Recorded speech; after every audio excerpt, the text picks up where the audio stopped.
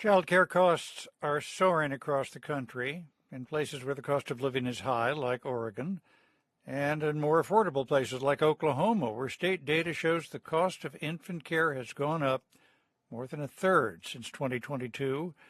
State Impact Oklahoma's Beth Wallace reports that cost is putting working parents in a tight spot. Brown bear, what do you see? I see a Lucy, ready. In Bethany, Oklahoma, Jennifer Williams reads and plays with her sons, Skylar and SJ. Skylar is 2, SJ is 4. What is it? House. A house. She says she thought she'd be a full-time working mom, but then Skylar came along well before SJ was old enough for public pre-K, and she and her husband couldn't afford to send 2 kids to daycare at once. So Williams left her school counseling job to stay home. She works a couple days a week at a childcare program. She says it was a difficult call to make, but it was the right one for her family.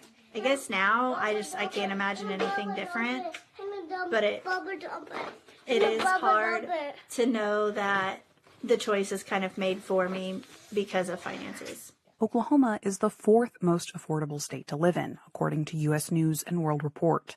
But the cost of childcare, and especially infant care, which is more expensive, have skyrocketed. And Oklahoma's not alone. From 2022 to 2025, the national average price of childcare shot up more than 20%. Infant care saw similar increases. That's according to Childcare Aware of America, a nonprofit advocacy network. In Louisiana, the next most affordable state to live in, infant care increased by 30%. In Washington, one of the least affordable states, infant costs soared by 41%.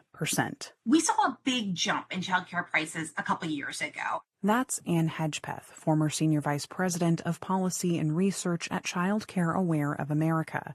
She says there's no single reason prices have gone up, but one factor was states delaying market rate surveys during the pandemic. Those surveys are conducted on a fairly regular basis by state lead childcare agencies, and they do go into setting the subsidy rates. States often subsidize childcare for low-income families by sending money directly to providers. The size of that subsidy can make a big difference for providers' balance sheets. Over the past few years, as inflation drove up prices, some states didn't increase their payments to match. To fill in the gaps, families had to shell out more money, and childcare providers had to make cuts. Providing high-quality childcare is expensive. Rachel Proper is the president of Childcare Incorporated. It's a network of 7 childcare centers in Oklahoma that serve mostly low-income families. We really try to cater to that group of parents, and we try to do a good job and provide them high-quality care to the kids that we feel need it the most. They currently charge an average of $975 a month per child before any subsidies. Proper's daycares got a boost from the state during the pandemic, but that boost ended. At the same time, her daycares were paying more for things like insurance and lunches. She says her centers have seen an 18% drop in their bottom line. To make the numbers work, they've cut employee benefits, trimmed back on business hours, and even stopped providing baby wipes. We had to cut quality measures and really kind of get down to doing basic childcare as opposed to really doing those things that are exceptional and bring magic to our classrooms. These challenges come as the Trump administration has rolled back a Biden-era policy that aimed to cap how much low-income families had to pay for daycare. In the meantime, states are experimenting with their own fixes. North Carolina and Michigan have implemented a model where the state, employers, and families all share the cost of childcare. Oklahoma recently started a pilot program to expand access to subsidies for daycare employees. But New Mexico is the only state so far to offer free childcare to everyone. For NPR News, I'm Beth Wallace in Tulsa. Atlanta's unemployment rate for June stood at 3.5%, according to federal data, up slightly from May. But that figure soon could drop again as local employers are ready to hire. According to staffing firm Robert Half, 63% of surveyed businesses plan to add permanent jobs before year's end. 43% intend to bring on contract workers. Amy Mangan is market director for Robert Half Atlanta, and she tells me the increase is largely from pent-up demand after a post-pandemic slowdown. There's a lot of different factors, but a lot of it has to do with the fact that there wasn't a lot of hiring in the past couple of years, and there's just been an increase in project needs and deliverables that are not able to be done with any given company's current full-time staff. We don't hear a lot of people resigning like there was, during the pandemic. Have people just kind of been staying put? Yes, there was a ton of upheaval, throughout the digital transformation that occurred after COVID. And then what happened for a while was what we were calling the great stay, right? So the advice that was pervasive in the market was, if you have a job, keep it. But what started to happen is, I think there's a level of maybe just more confidence in the jobs that are out there. And there's an increase in just new added roles that are kind of creating to the influx of churn that's occurring in the market. But there's some nuance behind these figures, and that's this shared struggle among employers to find employees with adequate skills. What's challenging specifically in that regard? There's a lot of factors here, but I'm going to point to probably the most talked about and the most obvious, and also maybe the thing people are most sick of hearing, is AI. The overutilization of AI for when it comes to job applicants looking to leverage that technology to match their resume pretty much identically to the job that's posted. And it's creating just a lot more job applicants. But then when you start really working through the hiring process, what many companies and what many hiring managers are starting to see bear out is that, hey, most of these candidates don't actually have the real skills that their resume is saying they do, because again, it's going back to that overutilization of AI to match the resume to the job description, unfortunately. Oh, wow. Okay. Well, if you're a hiring manager, how do you mitigate that? I've heard, I don't know anyone who's doing this directly, but I've heard tell of some hiring managers that are putting in some maybe all white text that's giving a prompt or something, so they can kind of see if there's an AI tool that's being utilized in the application process.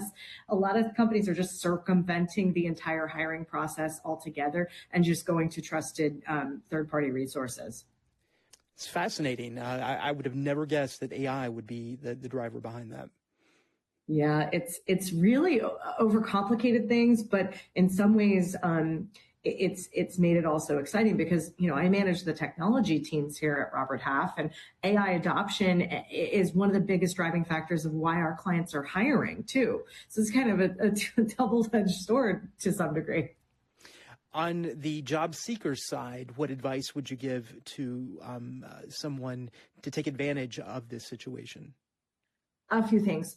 Don't overutilize AI to write your resume. Right. Basically, the one thing I'll say that really makes the difference for people in at least the corporate space, I can't really speak outside of that based on what we do here, but if you leverage your existing network, those connections go so much further to helping you actually land a job with an organization in Atlanta than clicking apply to 100 new postings a day. In my experience, that's very often how people are actually landing new roles. The jobs that are available or becoming available, what about the pay? Are they well-paying jobs? On the whole, yes. We're not seeing a lot of entry-level jobs, and it is highly competitive. I mean, there are very few people with these emerging skill sets who actually have proven experience in those roles. So when companies find them, they have to pony up to get the best folks. Amy Mangan is market director for Robert Half in Atlanta. Amy, thanks so much for breaking this down for us. We appreciate it. The New Jim Crow, Mass Incarceration in the Age of Colorblindness by Michelle Alexander. There's a lot of fear right now about AI taking people's jobs. Well, here is a story about how AI is helping people get jobs, and not just anyone, but people who face significant barriers to employment. NPR's Andrea Hsu reports. Tens of millions of adults in the U.S. have some kind of criminal record. These are felonies, misdemeanors, and in some cases, arrests without a conviction, the kind of histories that scare employers away. Virginia Mireles knew she looked terrible on paper. 5 felony records, all due to my drug addiction. Mireles grew up in poverty, started using heroin at 14. For 2 decades, she cycled in and out of the Arizona prison system. She says while you're behind bars, you think a lot about how you're going to change. But then you get out. And you can't rent a house under your own name. You can't find a job that's going to help you support your family. So now you just feel terrible about yourself because, your family's looking at you like, I thought you were going to be different. It's a problem that Noella Sudbury is obsessed with solving. How do you help someone with a criminal record get a job? It's really hard. Years ago, as a public defender in Utah, Sudbury saw a justice system unresponsive to the root causes of people's problems. Mental health, substance use, trauma, poverty. Over and over, she saw people who had served their time struggle to find their way. Later, she took a job with Salt Lake County to try to bring change. Employers needed workers. The county wanted to help people get jobs, but their records stood in the way, most commonly drug charges and retail theft. It could be shoplifting, it could be stealing a cup of coffee, it could be something small. But that background's scary to employers, particularly entry-level jobs, retail jobs. Like, I don't want somebody who's dishonest on my team. Now, most states allow for some criminal records, like misdemeanors and nonviolent felonies, to be sealed or expunged after a period of time. Some states have passed clean slate laws to make this automatic for low-level crimes and non-convictions. Those efforts are driven by research showing people are less likely to commit new crimes if they have steady housing and jobs. Sudbury got a sense for how desperately people want those things when she began holding expungement clinics in Utah in 2018. Hundreds and hundreds and hundreds of people came, many of them with their little kids holding hands in line, looking for opportunities. Many told her they wanted to work in healthcare because in the throes of their addiction, somebody had saved their life. But the process of sealing a record was hard. Just to do the intake, to piece together what was on someone's record, was taking 45 minutes to an hour per person. Sudbury believed there had to be a better way. She thought, what if we could access the same information the background check companies use? Could I build an app? Could I use technology to reduce my time? I just believed it was possible. That was 7 years ago. Fast forward to the other week. It's so good to see you. Noella Sudbury was in Washington, D.C. to raise money for her startup, Rasa Legal, and her AI-powered app. Oh, this is great. I've been following you crazy, so. Sudbury's vision for automating the intake process is now reality in 3 states, Utah, Arizona, and Pennsylvania. You enter some information, answer a few questions, and within a few minutes, you can see your record and what can be expunged. Desmond Lomax, a contractor with the Maryland Department of Corrections, practically begs her, come to Maryland. All of the administrators in Maryland, including the governor, he would love this. I love that. In fact, Sudbury's goal is to expand to every state, but it's a huge challenge. There's no national database that AI can just scrape. Every state has its own laws, its own systems and forms. Sometimes counties have their own forms. So it's going to take time and money, but technology is making it possible. Rasa is also using AI to draft the statements that get sent to court, explaining to the judge why the expungement should be approved. Now, the AI has made mistakes, so their lawyers review everything. But over time, Sudbury says, it's gotten so much better. To now, where it sounds like I wrote it myself. More than 90% of the petitions they file get approved, and the time it takes to file has been cut by more than half, so Rasa can charge just a fraction of what private attorneys charge. Sudbury says legal aid organizations doing this work might be able to help a few hundred people a year. Since we launched in 2022, we are at almost 34,000 people now. Virginia Mireles, the woman with 5 felonies, is one of them. A few years ago, she met Sudbury at an event and learned about her app. I quickly went home to see what's possible for me, and in less than 5 minutes, she saw her felonies could be cleared. Today, though she could work anywhere, Mireles works for Rasa. She talks with people who've gone through the screening process to see if they want to move forward with expungement. She sees in so many of them a brighter future ahead. You'll never find a harder worker than someone who has something to prove to themselves. She knows you're not always going to get a second chance, so she's not letting this one go. Andrea Hsu, NPR News. Most workers said they've stayed home due to unsafe conditions. Dive brief.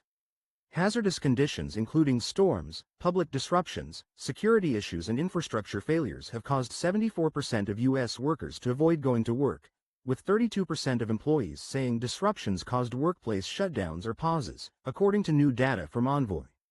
Of 1,000 workers surveyed, 56% said their workplace itself was unsafe and 53% said their commute was the primary risk vector. 3 out of 4, 75%, employees said that disruptive events impacted their ability to work. When precarious situations existed, 54% of workers said they heard about the disruptions through either news outlets or social media. Meanwhile, 39% said they found out via word of mouth, and about the same percentage, 40%, said they heard about the problems from official employer, HR communication channels. Dive insight. The data relied on responses collected in July from adults employed at physical locations, and the report found that many workers felt they were navigating these disruptions and hazardous conditions without employer support. More than half of workers, 54%, said they avoided work due to severe weather such as blizzards, heavy rain and extreme heat or cold. Others cited factors including transportation disruption, 19%, infrastructure failure, 16%, and crime, 14%. Among the workers who wanted more help from their employers when dealing with disruptions, 23% said they wanted faster, clearer communication before the crisis, while 18% said companies should provide more decisive closure decisions. Another 16% said companies should offer remote work flexibility when conditions are hazardous, and 15% said that companies needed to pair safety protocols with financial responsibility. The report suggested that companies take accountability for these situations by making their communications about disruptive events proactive, not reactive, and connect presence data to incident response. Making workplaces safer isn't just an ethical consideration but a financial one. The National Institute for Occupational Safety and Health recently estimated that workplace violence costs approximately $121 billion annually. A new law is in effect protecting certain employees from threats and violence. That can include cashiers, customer service workers, drive-through employees, and more. Kyra Nabeau shows us how people in New Orleans' bustling hospitality industry feel about the law. It's common for customer service workers to deal with difficult customers. In the French Quarters, those encounters can sometimes turn violent. A lot of the times we're here alone too and have nobody really to kind of help us deal with difficult situations. So I think we all have stories of some erratic drunk customer or something that escalated pretty severely, Spike Norman has spent more than a decade behind the bar, dealing with his share of unruly customers. Now a new law aims to protect him and other customer-facing workers from threats and violence on the job. So having anything to protect us would be, great. I never heard of it being done before. Act 342, known as the Louisiana Behind-the-Counter Protection Act, was authored by Representative Dixon McMakin. He says the idea came from after seeing legal protection for hospital workers and wanting similar for employees working behind a service counter. That includes bartenders, cashiers, customer service employees, and drive-through workers. I want it to be known, if you go beyond the counter, there's someone behind the counter, you're on this side of the counter. If your actions now affect that person on that side of the counter, we're going to up the game when you... By upping the game, simple battery can now carry up to 2 years in prison and a $2,000 fine, while simple assault is punishable up to 6 months in jail and a $1,000 fine. Businesses may also post warning signs about the law, which McMakin hopes can reduce these altercations. Maybe it's just that little moment that we can help protect someone that's behind the counter. According to the representative, the enhanced penalties only apply when the employee is behind the counter. Kyra Naveau, WWL Louisiana. The video is terrifying. It shows how chaotic it was as a mass shooting unfolded. And authorities say bystanders stepped up and their heroic actions saved countless lives. We want to warn you, the video you are about to watch is disturbing. This morning, officials releasing stunning new surveillance and body camera video from that deadly shooting spree beginning at an In-N-Out in Twin Falls, Idaho. 10 people were shot. 3 of them died from their injuries. What's happening? What happened? What's happening? Police say 24-year-old Chad Williams is seen here, arriving at the drive-thru and emerging with a weapon, fatally shooting a worker through the payment window. He then shoots and kills the driver in front of his car. Inside the restaurant, you can see employees scrambling, ducking for cover, and running for their lives. An off-duty state trooper helps them evacuate and fires back at the suspect. Heroically and unbelievably, this trooper also assisted responding officers, leading them towards their last known direction of the shooter, and then took up a position at a key location to provide security until he could be relieved.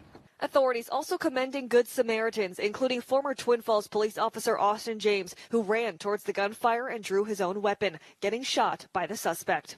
Armed civilian Jordan Salinas also firing shots. As soon as some rounds started coming at him, everything changed.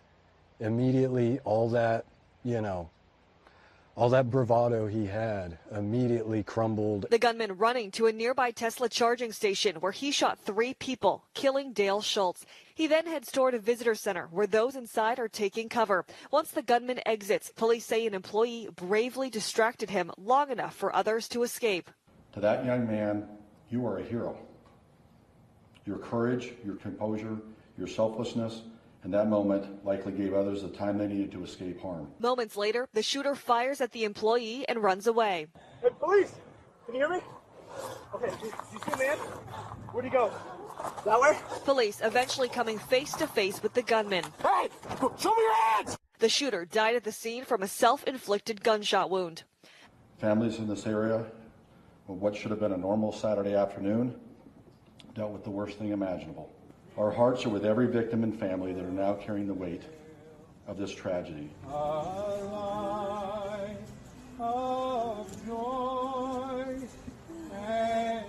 Although officers say they at first investigated a potential second shooter, they believe the suspect acted alone. Officials say they are still investigating a motive. Rachel. Just incredible courage from those Good Samaritans. Okay, Jacqueline, thank you. 33-year-old Keandre Simmons is accused of robbery, an inside job.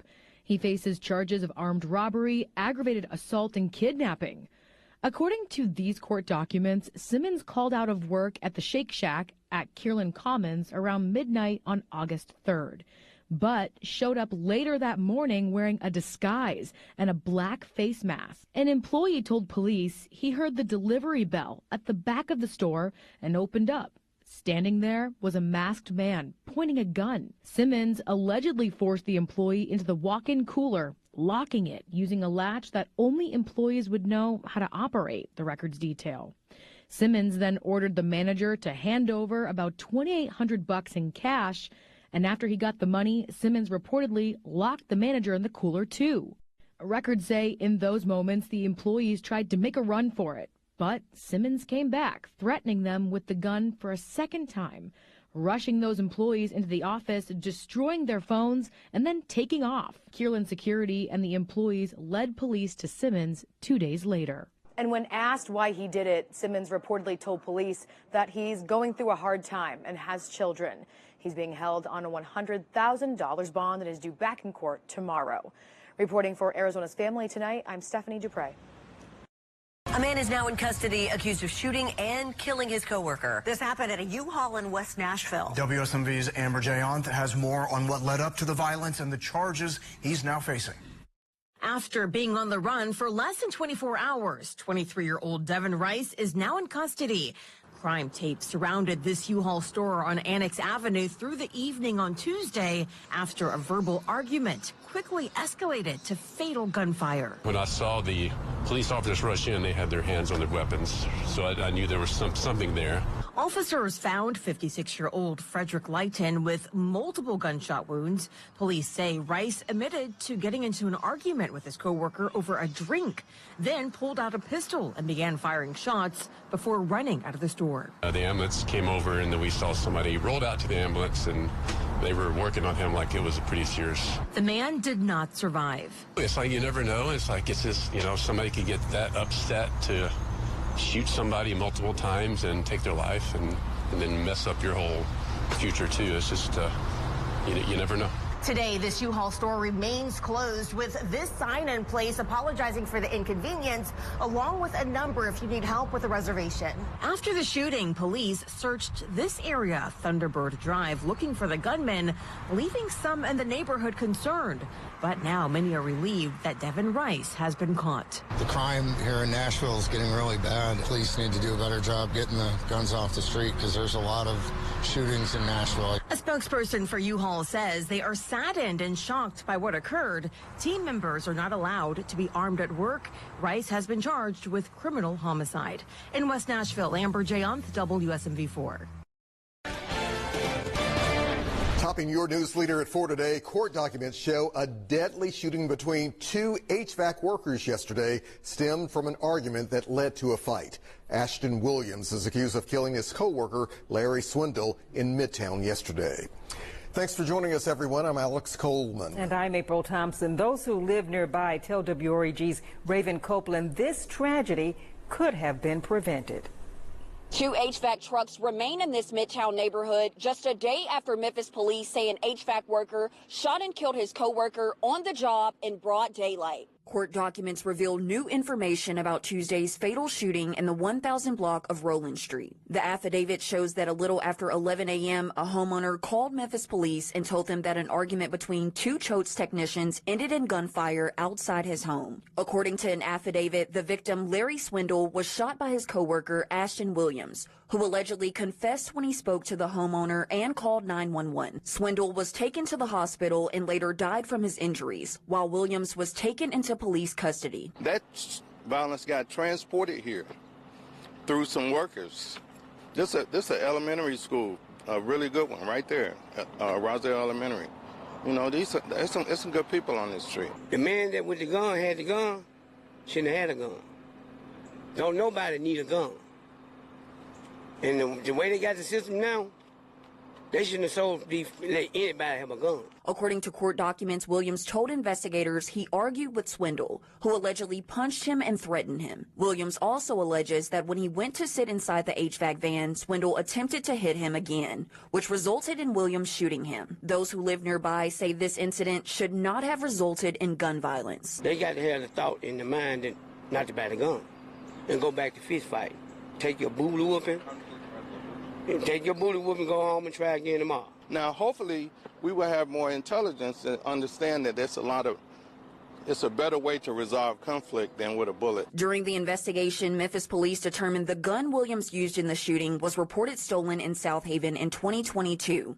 Investigators also searched the HVAC work van and found marijuana inside Williams' backpack. Williams is being held on a $275,000 bond and faces charges of voluntary manslaughter, theft of property, and possession of a controlled substance. Reporting for your news leader from Midtown, Raven Copeland, WREG News Channel 3. And WREG has repeatedly contacted C.O.W.S for comment. However, we have not yet received a response.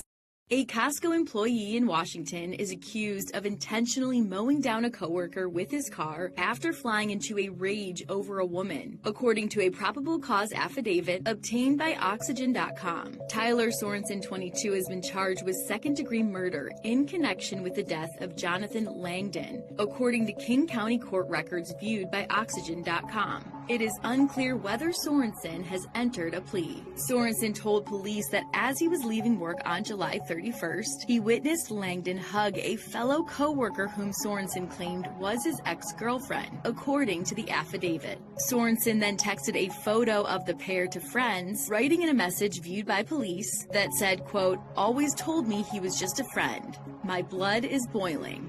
Sorensen waited 10 minutes for Langdon to exit the parking lot on his motorcycle. Then, police noted in the affidavit he followed Sorensen before ramming into him. Costco security footage cited in the affidavit and published by the King County Prosecutor's Office showed a gray sedan striking the left side of Langdon's motorcycle before he was ejected from the bike. After the crash, Sorensen drove away without hesitation, only stopping to make sure his vehicle was okay to drive home. Sorensen later returned to the crash scene. According to the Ithaca Police's Facebook, he made statements acknowledging that he struck the victim's motorcycle while acting out of anger. Sorensen also told told police that he was only trying to spook the victim. Then, as he said in the affidavit, he panicked and didn't know what to do. The woman in question told police in a recorded interview that she does not characterize her relationship with Sorensen as dating. In fact, she said she repeatedly told Sorensen that she needed space and for him to respect her boundaries.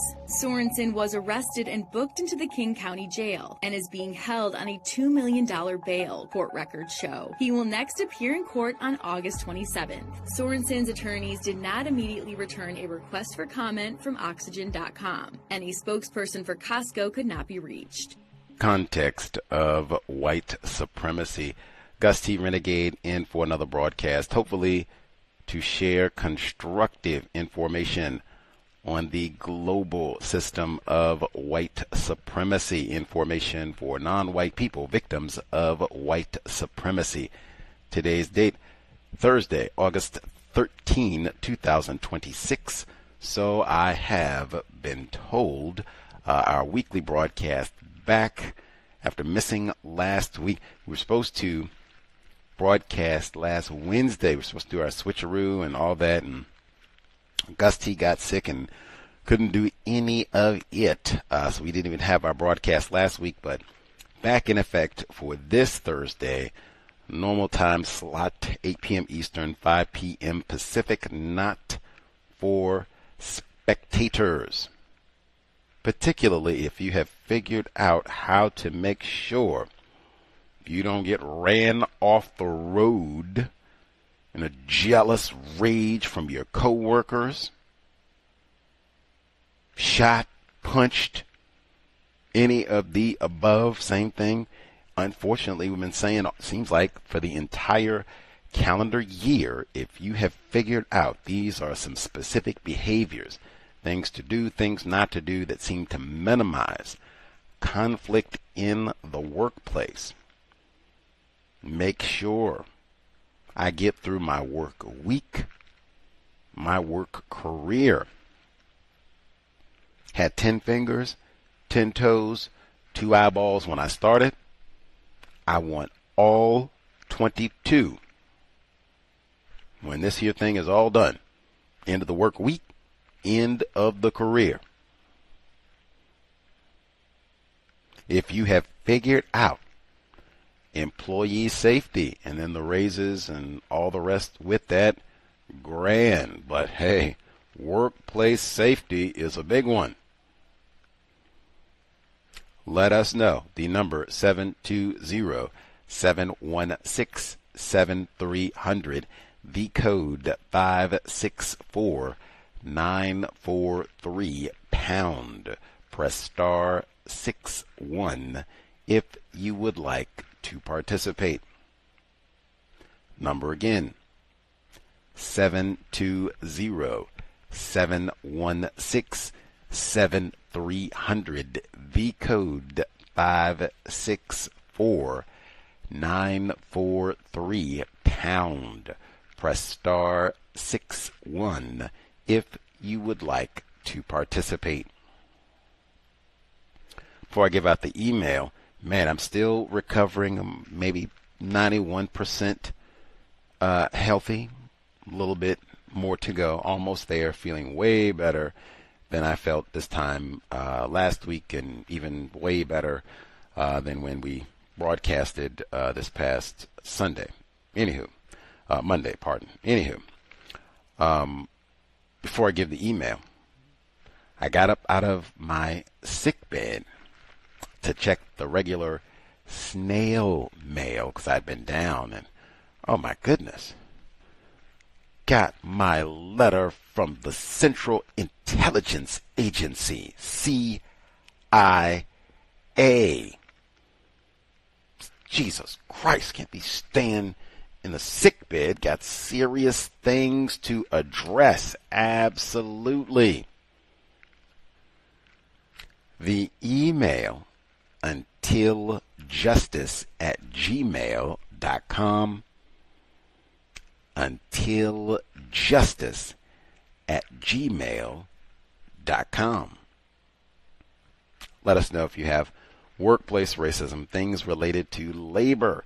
Make sure I get in our reminders. This is just our broadcast for labor, not random questions, random comments and tangents, just labor. That is one of the problems I have noted with why we have not been able to replace white supremacy with justice.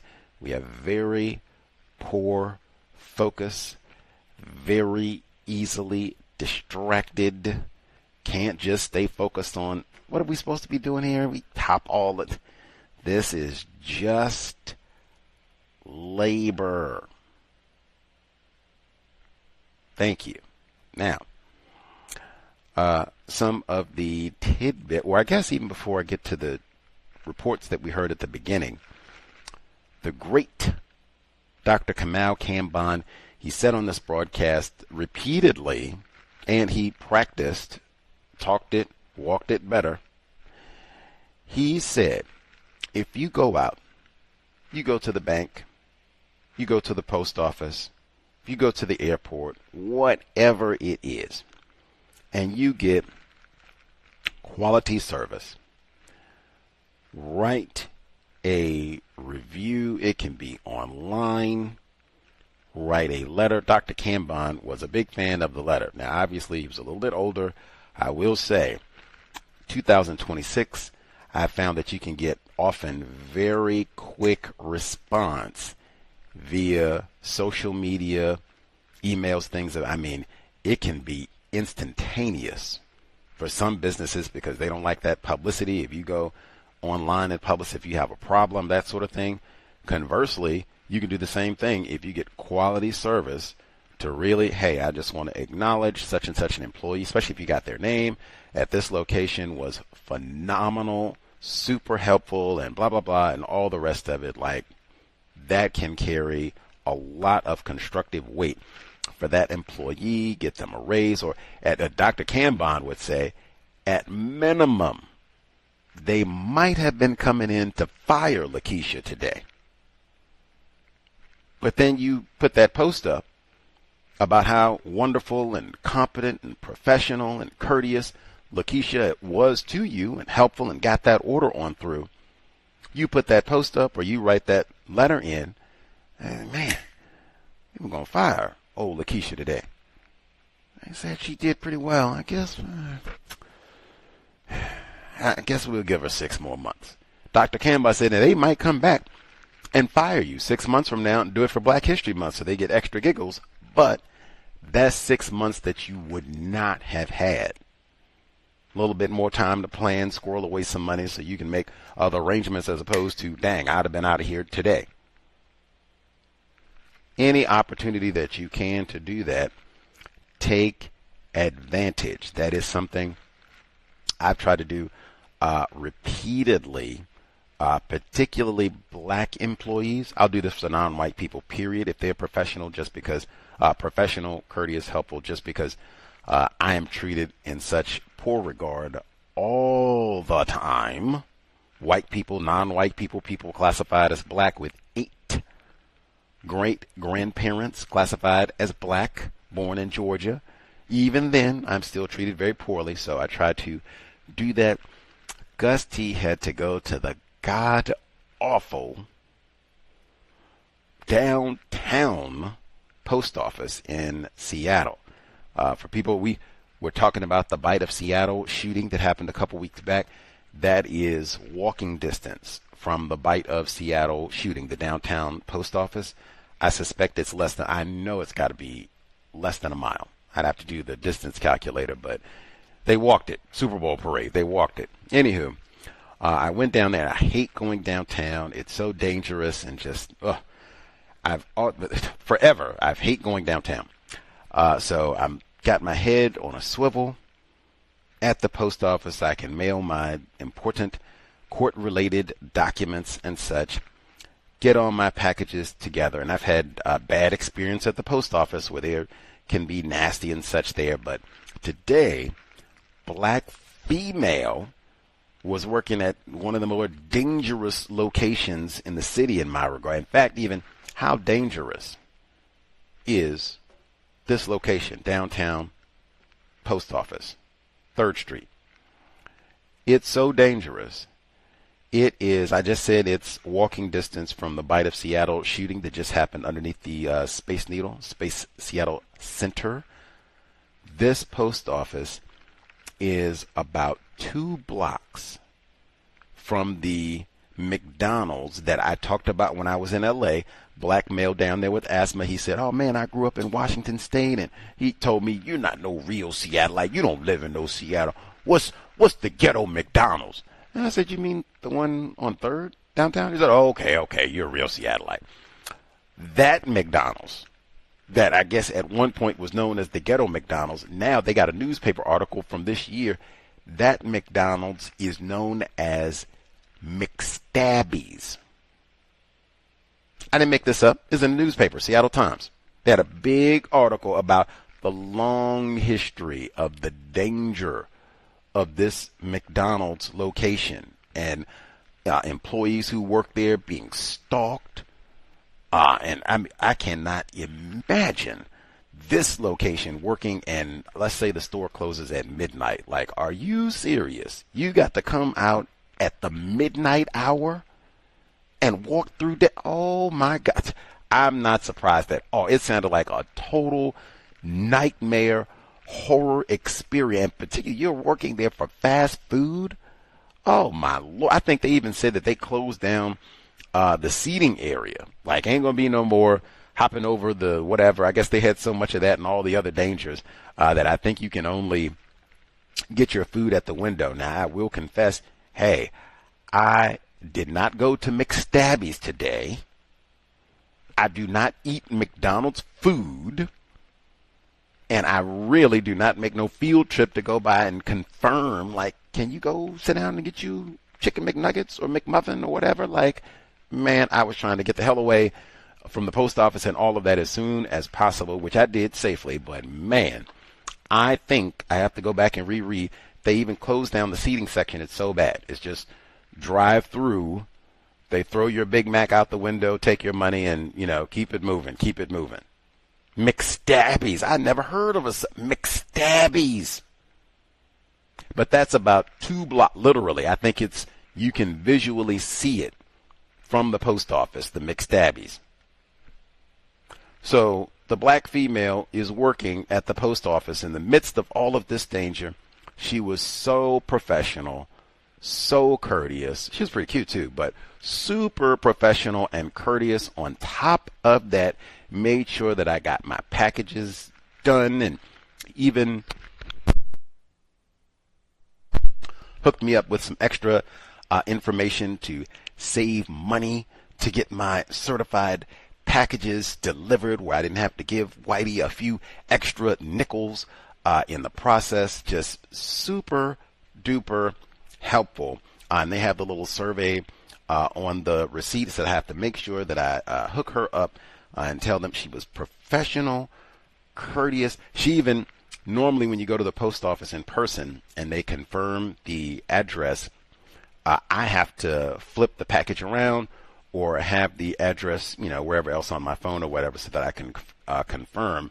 She flipped it around for me so that I could read the address from the package and then confirm it was correct on the screen. Just phenomenal. So helpful. And I am not accustomed to getting that sort of service from people, period, when I go out in public, white, non-white, classified as black or whatever. But this young lady was superb. So I will make sure to follow through with what Dr. Cambon said and get that survey about my tremendous satisfaction with her service done today. Okay, and you should do the same if it's a black person. Might be the difference between them getting fired and them getting a raise. Okay, let's see. Reports that we heard at the beginning. They talked about the soaring cost of childcare and that impacting people who are going out in the workforce and even the folks who provide childcare so that parents can work.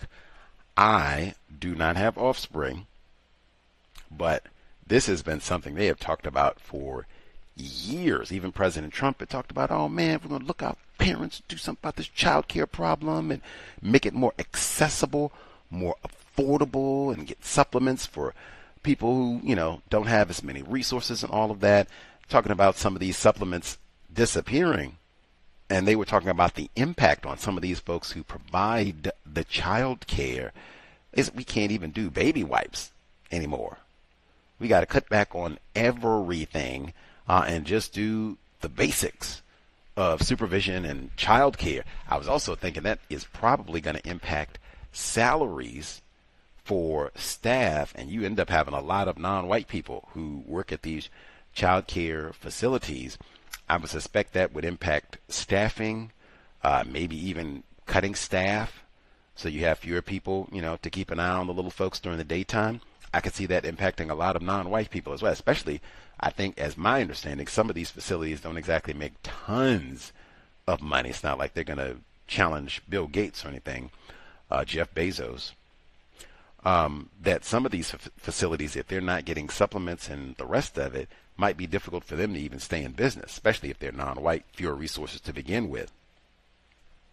Lots of difficulties for parents in the workplace and even having the resources to take care of those offspring while you go to work.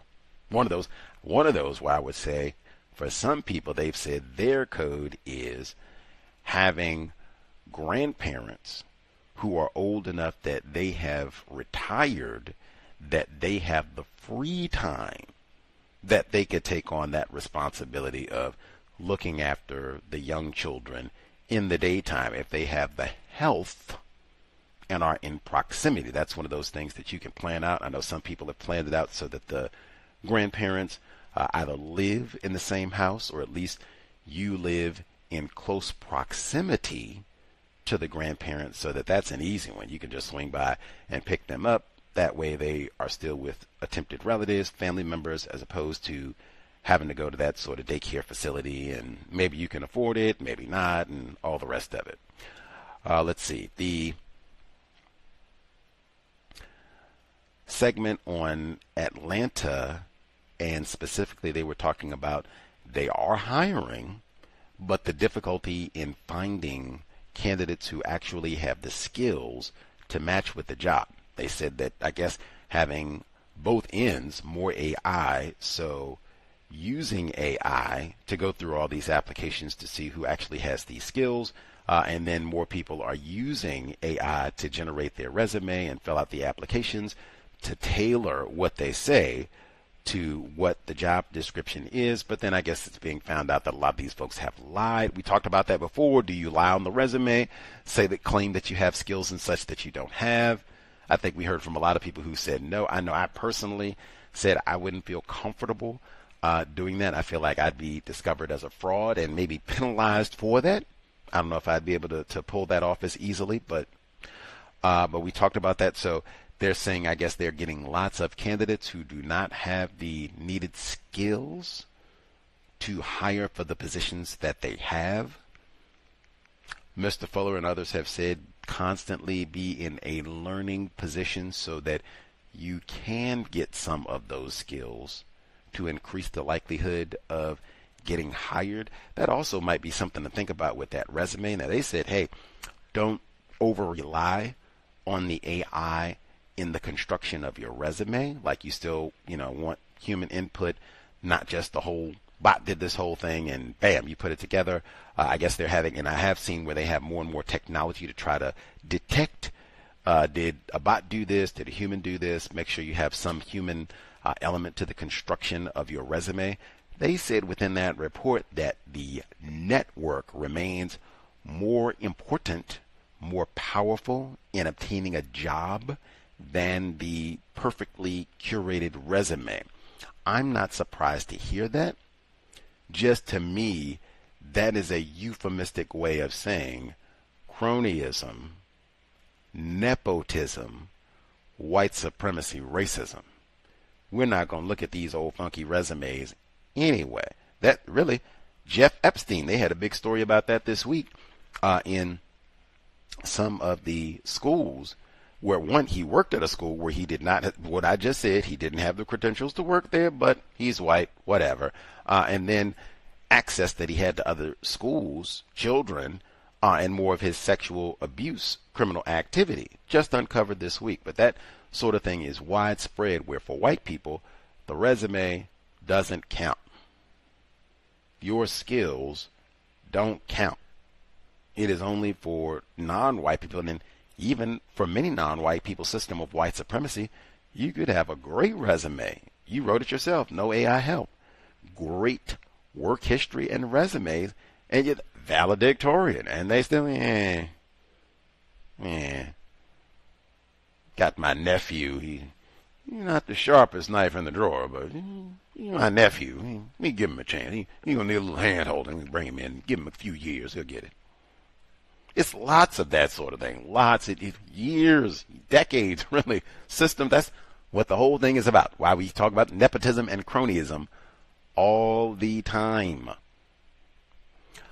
Let's see. The section in Louisiana where they talked about the Act 342, the New Orleans Protection Act. This is supposed to be for like service workers, folks at the bar, fast food. You're behind a counter and someone gets mad. You messed up my order of beignets. You messed up my po' boy. I got to grab you by your esophagus and shake you to death, kill you. That sort of thing. That we're going to take this very serious, same way that they have other jobs. I think transportation operators in many regions, I think that's a felony if you put your hands on them. Postal workers, that sort of thing, to try to give them the same sort of protection. I wholeheartedly applaud that. They've been saying for some time that there has been an increase in crimes against these sort of, we've been hearing quite a few of them. Chauncey Meekins and other shot over onion rings, shot over a slice of pizza, hot dog bun, excuse me. We've heard, bunches of these at the fast food. We heard the one out in Idaho. So tons of these for any reason, no reason at all. And you have a high number of non-white people who work at these sorts of jobs. And they even said in that report, Louisiana talking about being here alone with a drunk patron. Horror. Danger. And Louisiana, that's one of them regions where everybody has a gun here. We ready to shoot somebody. The looters are still lurking from Katrina. Ain't it been, 21 years? It's 21 years this August. But you still got the looters. See, Leroy lurks. I might have to bust a cap in Leroy to steal my water around here looting. That's Louisiana, so hey, like I said, you done messed over my po' boy. You done messed over my crawfish order. Now I got to shoot you. Widespread. So, great. Love it. I love it. And you have a lot of non-white people who work in service industries. I've said for years, you work at a bar, restaurant, hotel, anything where they serve alcohol and or even just, people, even if you don't per se serve the liquor, you are going to be dealing with folks who are under the influence.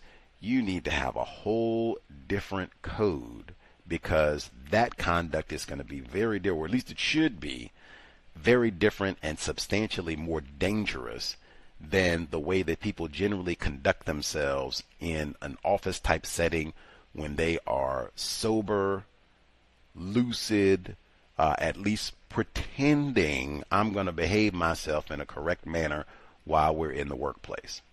Generally speaking, you got some people who take a nip while they're at work, but generally speaking, that is going to be a substantially higher level of danger. Having people who are, and they're not at work, presumably. They're, doing whatever on their free time, and I done had 15 Jack Daniels, so whoa. And you're by yourself? Whoa. Safety first. Got to get all 22, what I said, all my fingers, toes, and eyeballs. You're not going to gouge my eyeballs out because I done messed up your order for the po' boy. Act 342, and I would post it. Flagrant is major penalties. Keep your hind parts on your side of the counter. Don't you come back here. Let's see. Speaking of the dangers of the fast food, Idaho is what they call a contiguous state to Washington, where Gus T is. They had the In-N-Out shooting. Specifically, the In-N-Out shooting in what they call, make sure I get the correct name for the town here in Idaho, but it's 77% white in this region. Twin Falls, Idaho. Twin Falls, and I've been to Idaho. Twin Falls, Idaho, 77% white. 1.3% Negro. I saw the video. I didn't see too many folks who looked like Lakeisha at the In-N-Out, looking like they were having to, run for their lives and scrambling out to safety and such. But I mean, Idaho, I didn't expect to see a lot of black people, or I really didn't expect to see a lot of non-white people, period, in Twin Falls, Idaho.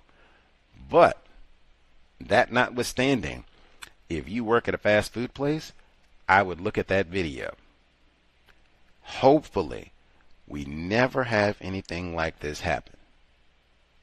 That said, what is the protocol if there's any sort of mass shooting, violence, person with a gun?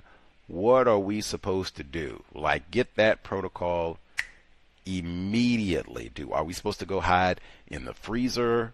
Are we supposed to try to evacuate the building as soon as possible? What is the procedure? We talk about that immediately. And that's another one where are the emergency exits? All of them. Even talking about footwear. I don't want to be stumbling and fumbling, because we heard that before. We heard that at Tops. You want footwear where I can accelerate. I don't want to be wearing Crocs. That might be one I'd say, make sure, even in the summertime. I know it's hot for many folks. Maybe not as much here in Seattle. 78 degrees Fahrenheit. I guess that's not hot. My apologies. Anyway, I know a lot of folks are dealing with heat in regions where it is substantially above 80 degrees Fahrenheit. Even so, do not wear Crocs, sandals, flip-flops, none of that to work. Why? You might have a gunman show up, or an incident of employee violence, or any number of concerns that might need you to speed up your gait, your stride, just a little bit. Might need to jog to get to safety. It is a little bit riskier having to jog, accelerate in Crocs, flip-flops, sandals. They don't give you the best traction if you have to speed up a little bit. In fact, I told you, we heard that at Tops. Young lady, I don't even know she had Crocs on, but Fragrance Harris Stanfield, she said, I went to try to accelerate to get myself out of there, and whoop, I done slipped and lost my shoes. She said, oh man, that's one I keep that in. Have on. If you're at work, hopefully it will never matter. Hopefully. But we are in a system of white supremacy, and it might not even be gunfire.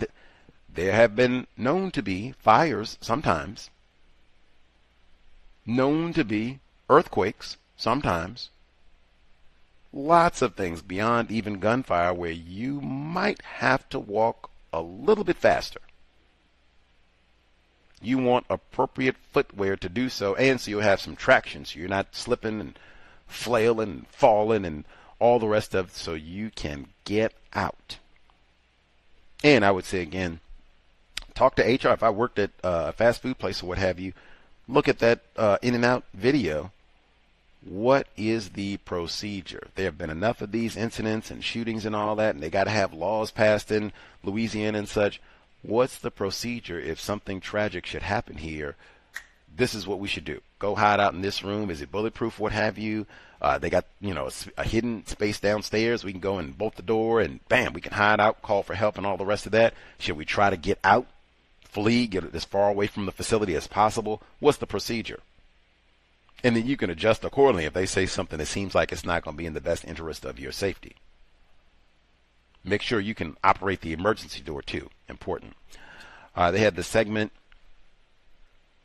Keandre Simmons, privileged black male, where he is accused of robbing the Shake Shack for $2,800, caught in 2 days. This one, I would say, Fuller, worthy of great pity. I would say it is pretty poor planning to rob, your strong arm rob, the very facility where you work. They might recognize you, just maybe. They generally have video, probably will have video of when you were actually working there. So they'll have lots of comparison to the person who came in, even masked, to do the robbing. Just saying. And caught in 2 days, I'm going to say this is not an illustration of the smartest robber, criminal. I'm not going to say you are a criminal mastermind. Keandre Simmons, who said, man, I was stressed. I got children. I was thinking, shaking my head, worthy of great pity. Not for long. Not for long, you don't. That might be grounds right there. With it, Vontae, we were once a family. That might be grounds right there. At minimum, you're not going to be seeing them on a regular basis for a long time. So you can get that off your brain computer. Worthy of great pity. Now we got a whole lot of those. Let's see. The U-Haul shooting. Now we get the rarest of the rare, and this is even back to back because we had one of these the week before, Neutralizing Workplace Racism. One of these being workplace violence where a black person kills a white person on the job. Whoa. Whoa. Devin Rice, 23-year-old black male. This is in Nashville. I've been to Nashville. Oh, excuse me. I've been to Knoxville. Sorry. I've been to Knoxville, not Nashville. Pardon. Anyway, I've been to Tennessee. Whatever. Devin Rice, 23, shot 56-year-old Frederick Lighton. They said this was in a dispute over a beverage.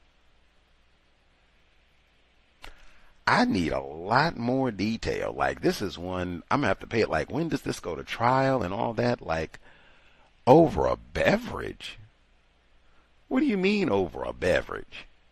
And that's, see, my brain computer, the first thing that my brain computer went to, especially once I saw that, whoa. This is a black person who shot and killed a white man at work. The first thing that came to my brain computer? S-W-A-N-G-O.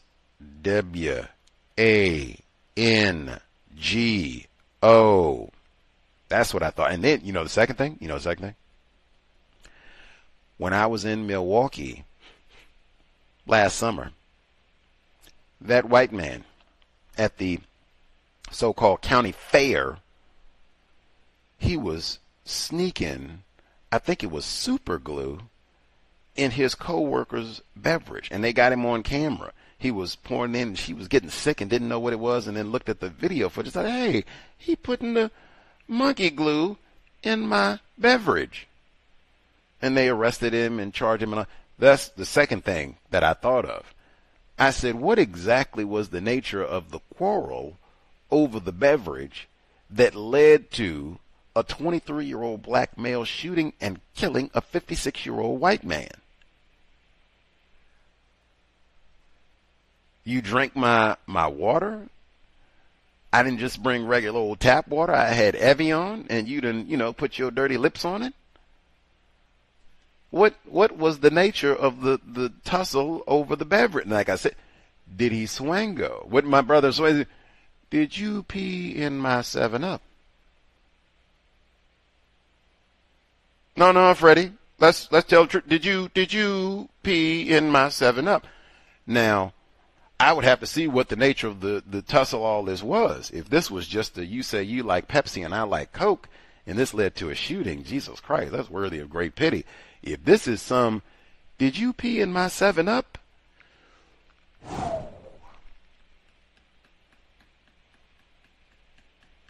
I'm not sure what to say to Mr. Well, I guess I would have to say now, same thing Fuller say now, you can shoot somebody over this, but you're going to have to answer to Whitey. But, I would feel very differently if this was did you pee in my soda? Did you put super glue in my soda? Anything in that realm, anything in that, if it was anything in that realm and that led to him shooting this white man,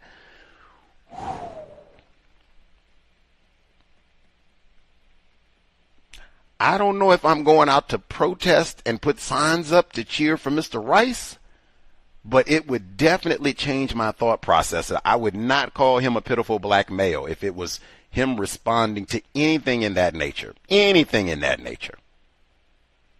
We have to get more details about what happened. Man, this is why I say don't use the public group like refrigerators in your workplace. I know it's hot in places beyond Seattle. They have so many options now. It's 2026. Massive. And you don't even have to spend a lot of money. You can always go low tech, old school, get a cooler. You can fill it up with ice. You can take it inside and keep it in your work area. If it's AC inside where you are, you should be good for the entire day, because really, probably you're just going to need that for the first 6 hours or so. You fill that joker up with ice, what have you, you should be straight. And they have really efficient coolers and such with those ice packs and such where you should be able to easily navigate 6 hours, especially if you're inside and it's air conditioning, that sort of thing. No problem. You can even refill with ice. I'm sure that's not too difficult for most folks to obtain ice during the course of the day, so you can keep it cool, but that's an easy one. Once we transition to the wintertime, hey, keep it in your vehicle. For many places, that might be good. You can still use the cooler. It'll work even better because the temperature will be much lower. They even have refrigerated like lunch boxes that are not $1 billion. They are very affordable. Like a broke person like myself could afford them. Some of them, they're USB charged.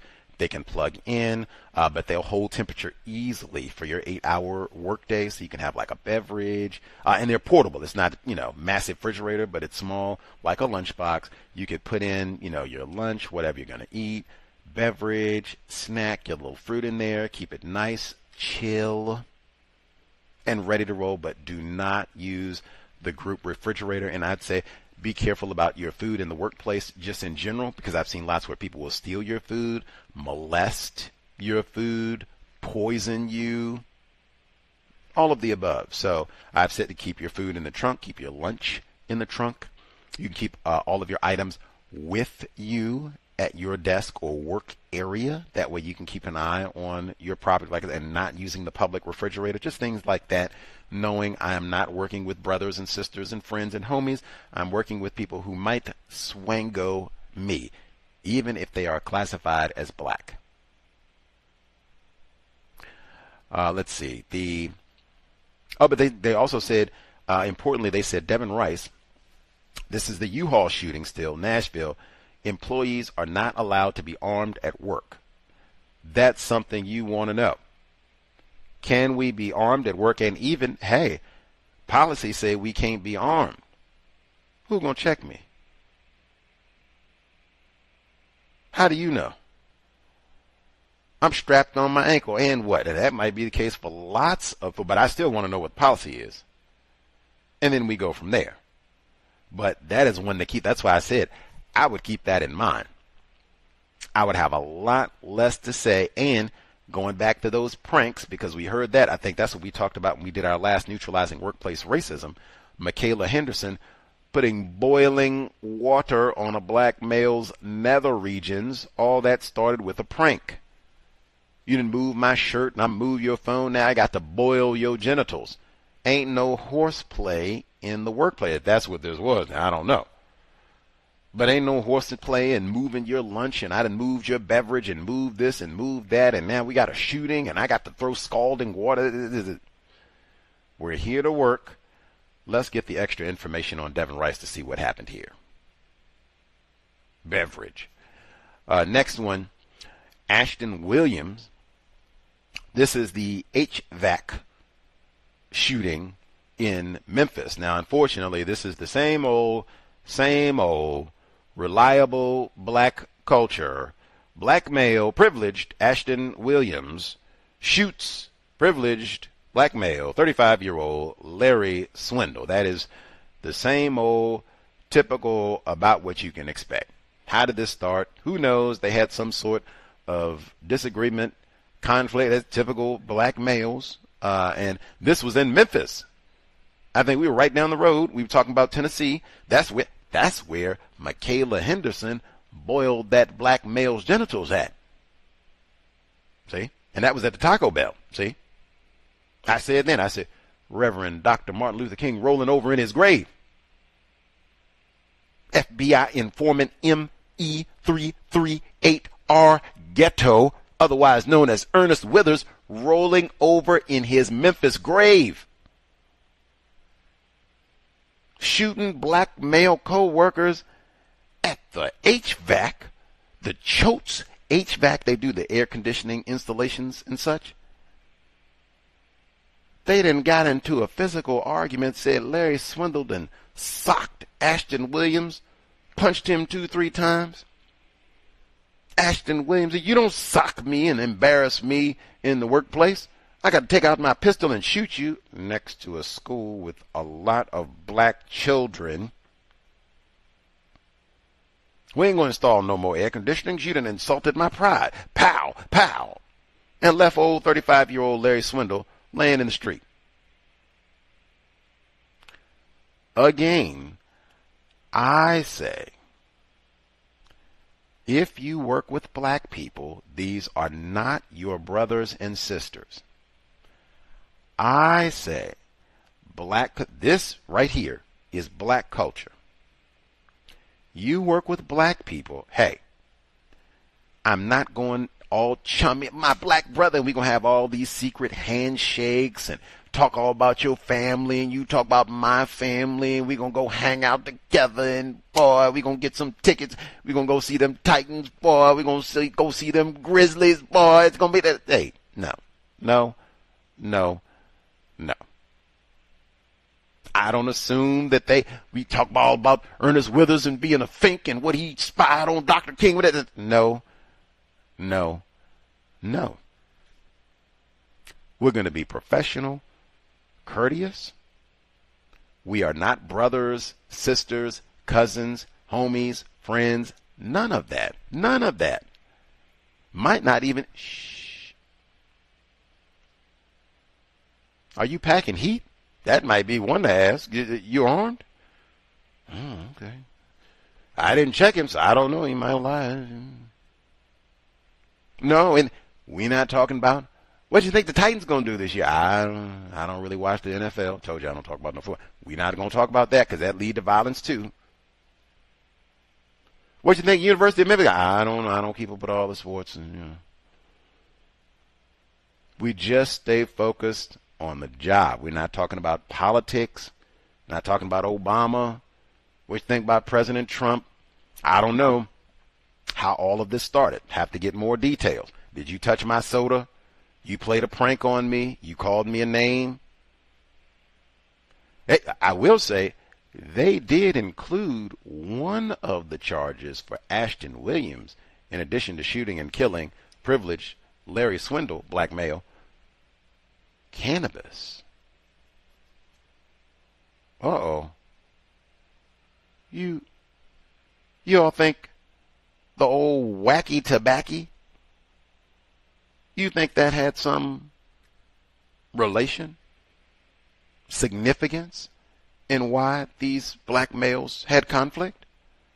Any significant? Hey, you think they did a blood test at the time that they arrested Mr. Williams? Let's do a blood test on him. You think his cannabis consumption might have influenced his thoughts, speech, conduct, emotions on that day at the time of the shooting?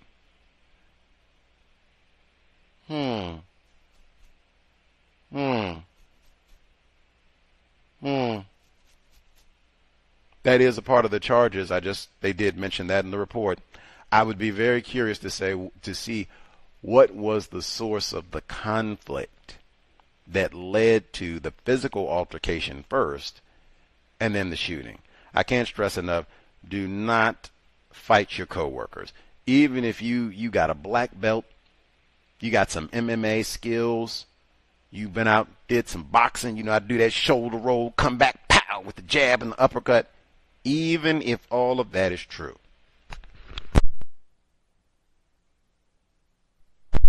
your coworker may be armed. Your coworkers may be armed. Are you ready to have a gun battle at high noon? Kill everybody there? Deal with the police too? For most of us, the answer is going to be no. Do not fight your coworkers. And that's one, conflict resolution, really de-escalation. We avoid the conflict to begin with. We're not just talking willy-nilly and giving our opinions and all of that. So we kind of focus on the workplaces. It should be difficult to get into brawls over installing air conditionings. This should be kind of boring. We're not drifting off into other topics of conversation. And then if it does look like there's going to be some conflict, hey, we shut all this down right now. If we need to contact white people and let them know or whatever the case is, but no, this is not going to be no fisticuffs and shootout out here while we supposed to be getting the air conditioning put. Like, come on now. Let's see. Let's say all the time, if you are informed about racism, white supremacy, really, in my view, a primary component of that is demonstrated in minimizing conflict with other non-white people. I remember black culture is so toxic and nasty. I post that online and I would have non-white people come in and tell me, actually, that ain't correct, Brother Gus. We need to do Man, conflict. That is what black people are about. We will leave old Larry Swindle laying out in the road next to the Negro school. The last one, right here in Gus T's backyard at the Costco in Washington. Now, I don't think I've been to this specific Costco, but gee whiz. They have 22-year-old Tyler Sorensen arrested for driving a coworker off the road because I done seen you in close proximity to a female here that's not even my partner. Now I got to run you off the road. Wow. I don't even know what to say. I've said, for years, not blaming the victim at all. I've just said for years, hey, no talking to the folks at work, no dating, minimize all that. But I mean, dang, I don't even gave the person a hug and you gonna run me off the road? Man, without blaming the victim, that would be the sort of thing that I share, really, especially with younger people, just because there have been quite a few of these type of incidents where the source of the violence was, you said something to my young lady. They had one out in Arizona where a black male was killed. Hey, you done texted the young lady that you work with, and she showed it to her brother who didn't like it and said, you shouldn't be texting my little sister. I got to kill you. You done sent some provocative, flirtatious text messages. I got to kill you. We had that one. Now we got, hey, this isn't even my partner. But I don't like you getting up and doing all this hugging and petting, and now I got to kill you. I would at least want that in my brain computer as a young person. This can be a very dangerous environment, meaning the workplace, for a variety of reasons. Based on that alone, and we're in a system of white supremacy racism, I am not here to be doing a lot of cavorting and playing pranks on people and, oh, I'm looking for sexual partners and I am here to get through my shift safely, make as much money as I can, learn as much as I can about the system of white supremacy, anything else constructive. Those are like primary objectives. Not, oh man, this is, the homie, and oh, that's so cute, what's your number? Let's go with it. Whoa. You have no idea. Is this person married? Does this person have a jealous boyfriend who will come here and blow up the whole McDonald's? And particularly for young, because I think a lot of younger folks, you see these folks, Tyler Sorensen, 22. You can see the age for a lot of these folks. Devin Rice, that's the one who shot the white man over the Beverage, but he's only 23. Very young people, their brain computer not fully developed, and particularly if you are under substances like cannabis, might lead to impulsive, irrational decisions. Share these sort of reports with younger people. That's why I say talk to them about workplace racism, what you've experienced, and particularly early when they're in their teens starting out their career, so that they will know the types of things that can happen, that do happen in a work environment all the time, so that they'll already have in mind, okay, these are things that I've already been prepared for that might happen. I will do this. I will not do this. I will already be thinking this is really not an environment for playing around, joking around, can easily lead to, I don't want my genitals boiled. No, sir. I don't want to have no shootouts back here next to the chicken fryers. Chicken McNugget fryer. Like, oh, no. I'm not arguing about nothing related to sports or President Trump or racism or these foundational black people. None of that. I'm just here, get these promotions, get my raises, get home safely. Folks have tips to that end or other concerns. Workplace racism, the number 720-716-7300, the code 564-943 pound. Press star 61 if you would like to participate. The email untiljustice@gmail.com, untiljustice@gmail.com. Let's see. We'll see if we have folks who have thoughts, observations to share now that we're back after our missed week, and then get some of our emails in as well. Folks have either their own situation and or, as I said, tips on avoiding, minimizing violence, conflict in the workplace, especially with other black people. Let us know. Let's see. Folks who dialed in. There we go. Okay. Give folks a second, see if they have observations to share. Folks with a hand up, line should be open. Proceed. Hey, can I hear? Let's see. I heard multiple folks. Let's get non-Clemson, since he has the little person. Non-Clemson grad, double O dimples, maybe even Mama C. Proceed. Good evening, everyone. Hope I can be heard. Yeah, they are sitting right next to me, and we're having dinner right now. So let's see. I got a couple of things to report. This is from a couple of weeks ago because last week we did have a session. Let's hold on. All right, so let's see. My coworkers and I were at a public meeting, and a citizen came in and complained about our process and government corruption, and finished by saying we should have China come in and build our roads. My manager and new coworker responded that China is able to build fast because they don't have environmental regulations and public engagement. So I asked the question, why are you under the impression that China doesn't have environmental regulations or public meetings like we do? They responded with China is communist, so they can get things done a whole lot faster. Then I said, the only difference between the U.S. and China is that our rules for environmental regulations and public meetings is that they work in different ways. It was at that point the conversation shifted to something else.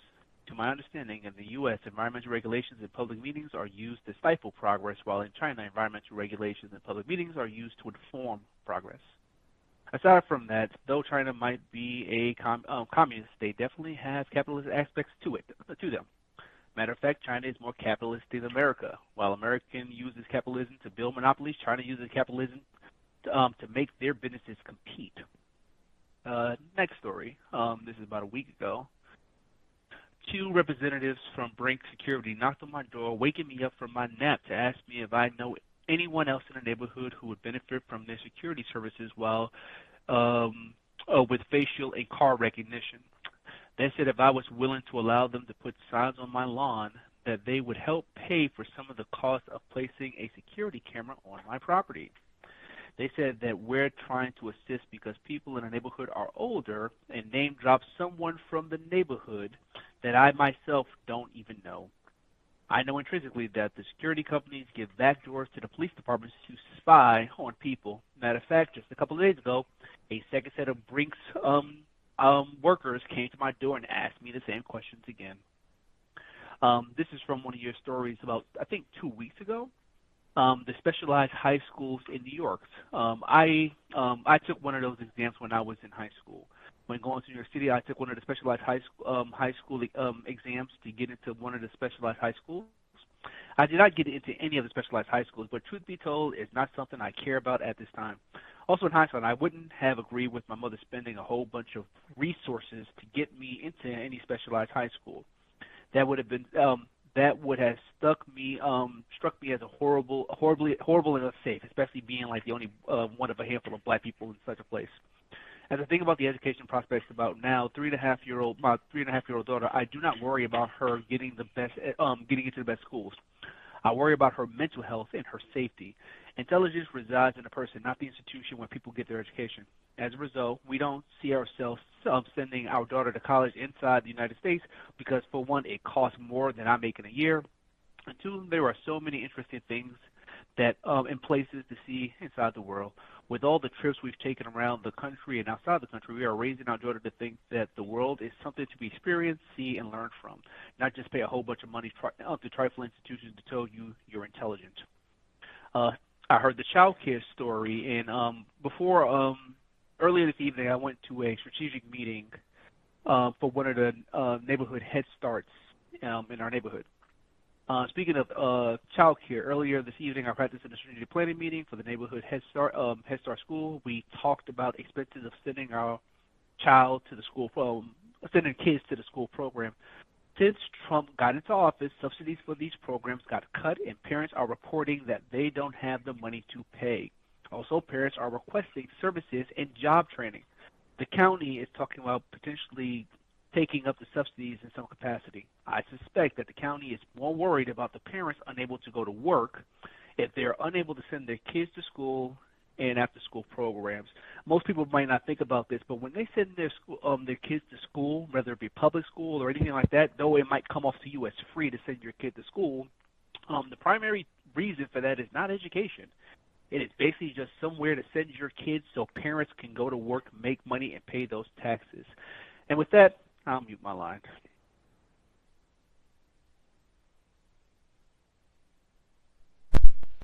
Much obliged, non-Clemson grad. Shout to 00 Mama C. Eating something tasty Hopefully all of the above.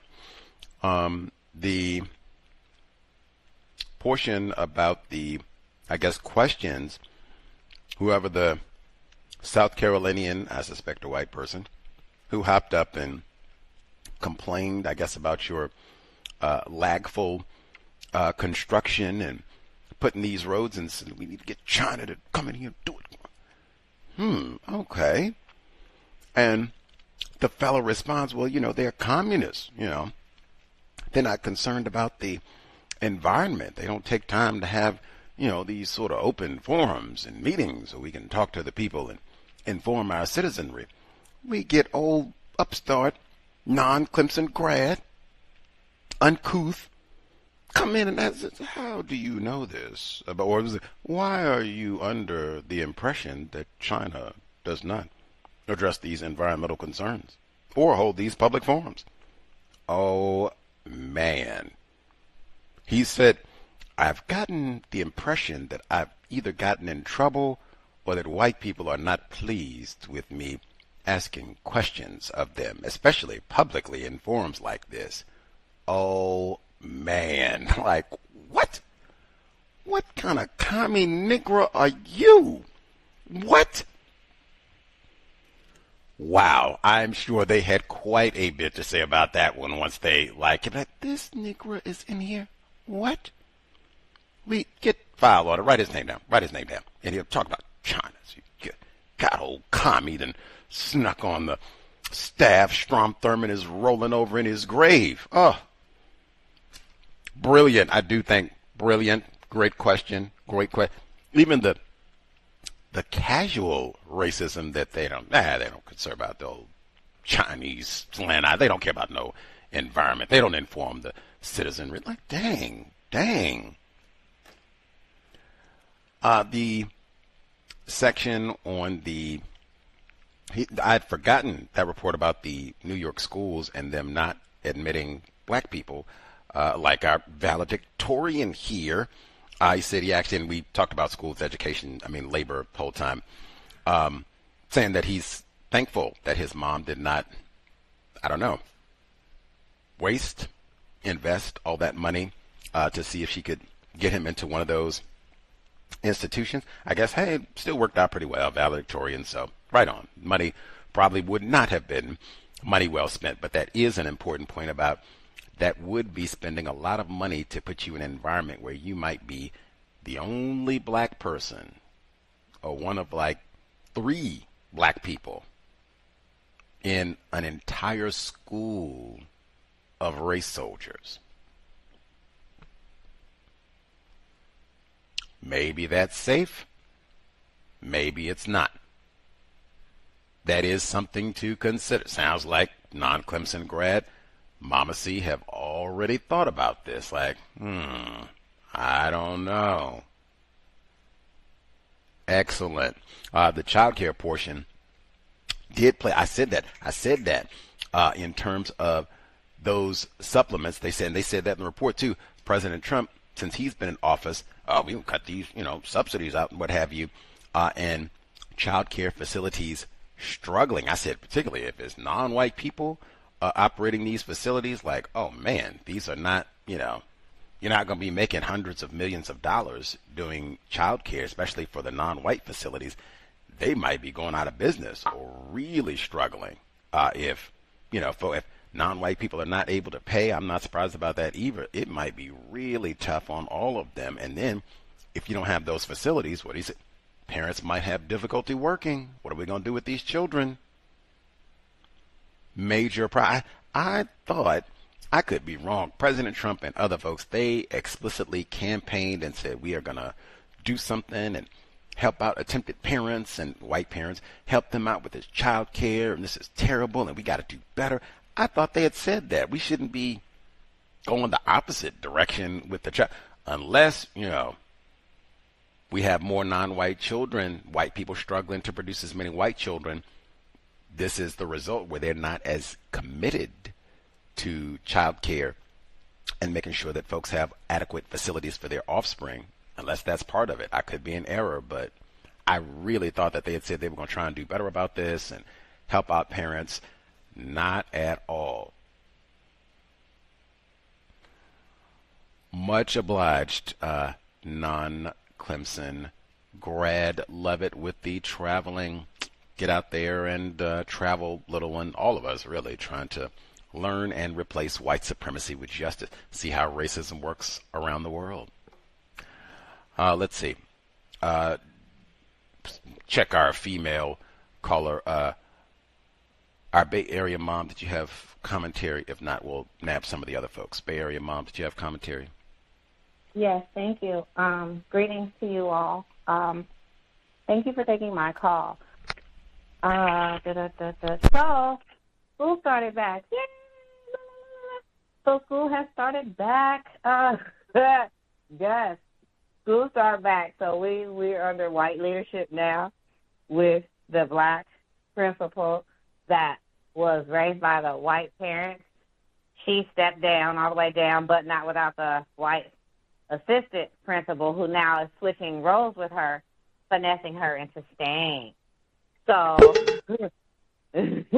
now she's part-time. Now, keep in mind, the black lady is the one with the principal credential. The white lady does not have these credentials. So she needed this black person to be there.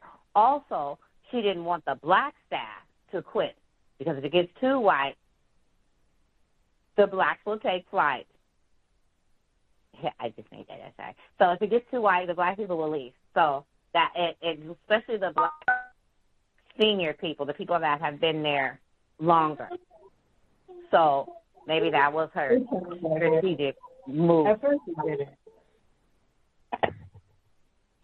As well. Oops, sorry about that background noise. Oh, no. No, that's okay. That's okay. So,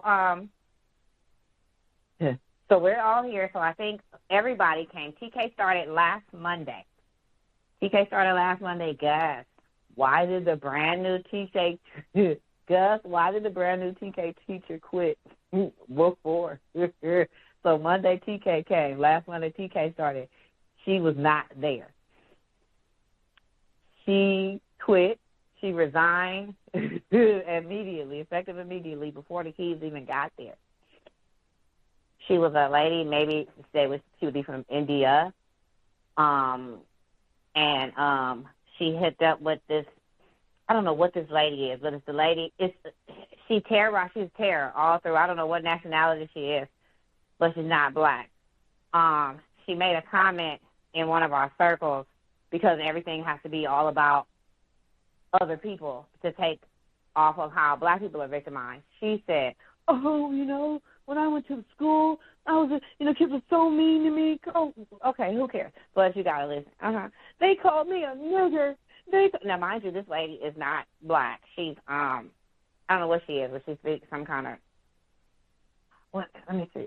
I can't think right now where she's from, but maybe she speaks some kind of Arabic or Muslim language, because she can talk to the other kids, because she's the one that will speak negatively about the black kids in her language, if they understand it. And she's been in TK for 2 years. She ran 2 teachers off.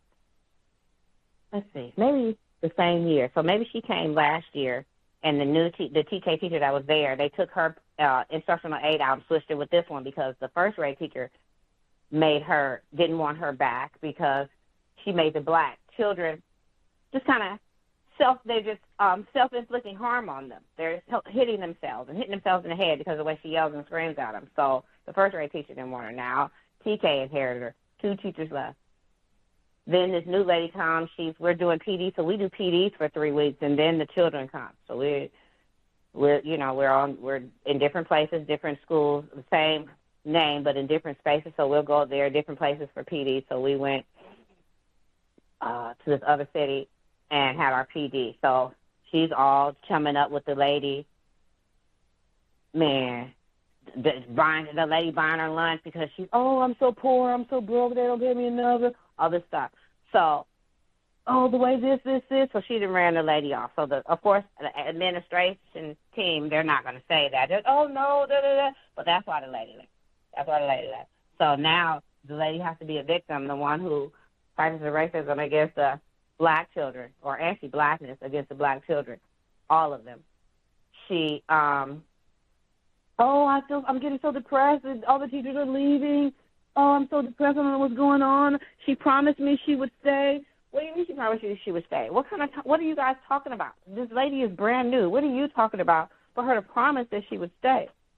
So anyway, the lady was already complaining about her. By the time she, finished all the lunch and all that stuff, she realized this lady wasn't going to be very helpful. And she told another TK teacher this lady isn't helpful. So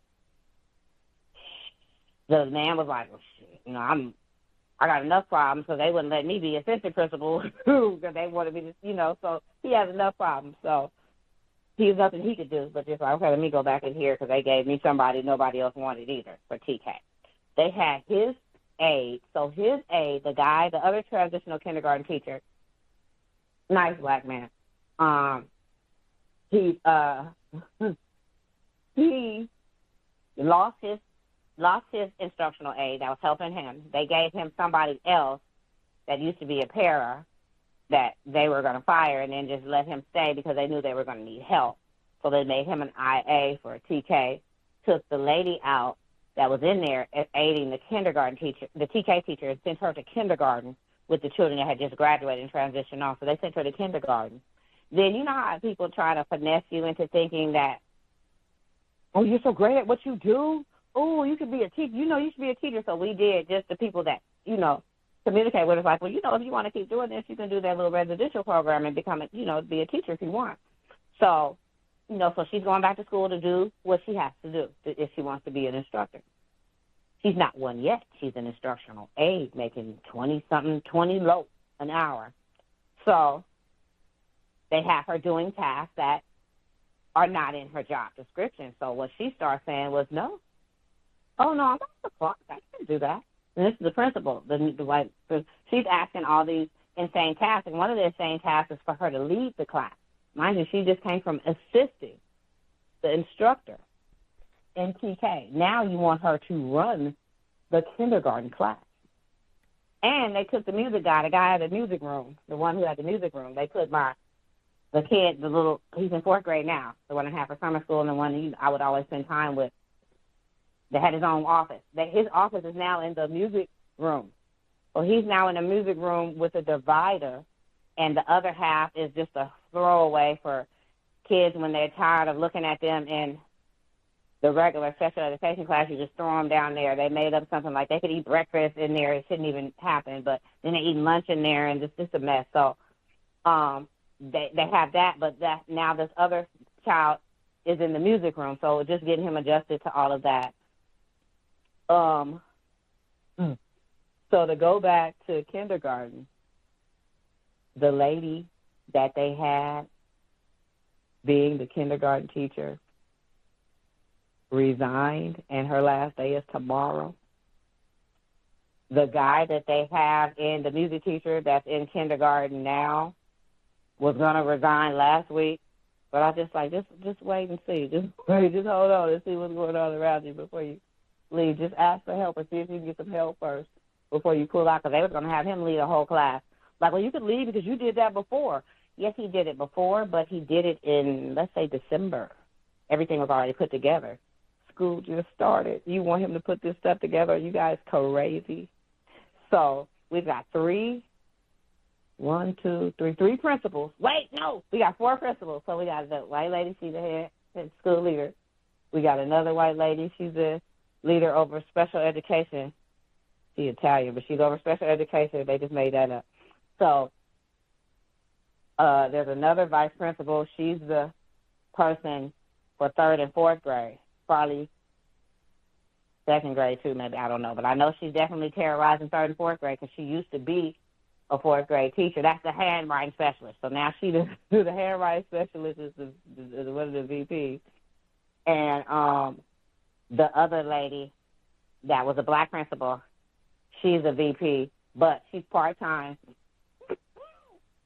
And she's over TK, K, and first, part-time.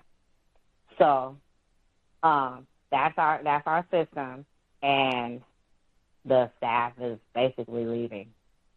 Special education upstairs, it's a circus. It's bananas. Maybe I shouldn't say bananas. It is out of control. I only have 2 kids, and I just deal with mine, and I just watch the show. There's so many behaviors. Then they act like there's no behaviors. They need somebody that deals with behaviors. So the BCBA is in there. Well, what do you want the BCBA to do? She can only do so much, and then she just observes and types. She can't stay. So there's a new BCBA because the other one, she left. But I don't have a problem with anybody as long as we're, aligned on doing whatever the task is. So I work well with her. She always comes and talks to me about whatever, she needs to talk to me about. And we'll put something together tomorrow because I work tomorrow. There's no kids there, but we have another one of these PD days. So I'll put something together tomorrow for his life. But this school is going downward with this Caucasian leadership because they're not there for the children. They're just funneling through. I just feel like they're funneling them into the juvenile system because we can't read very well. We're not on grade level. And they're not trying to have them on grade level. They're on computers now. One of the teachers are allowing them to use the calculator to do the math on the computer. It's just very interesting. And now, on top of that, the lady that was born a gentleman, now they're a lady. So they thought that they were going to be teaching, having another circle like before. But it's not like that anymore. The lady, the actual teacher, black teacher, decided she's going to teach her class because the lady, the lady, she she was, I'm tired of, doing all this teaching. I'm not going to be doing all that stuff this year. Yeah, she's never in class. She's always running around. I remember we had the larger gentleman that I used to have to change all day, and he would fight and pull hair and stuff. So, yeah, she's gone for 8 months dealing with him. But it wasn't like that, and it's not as if it didn't have to.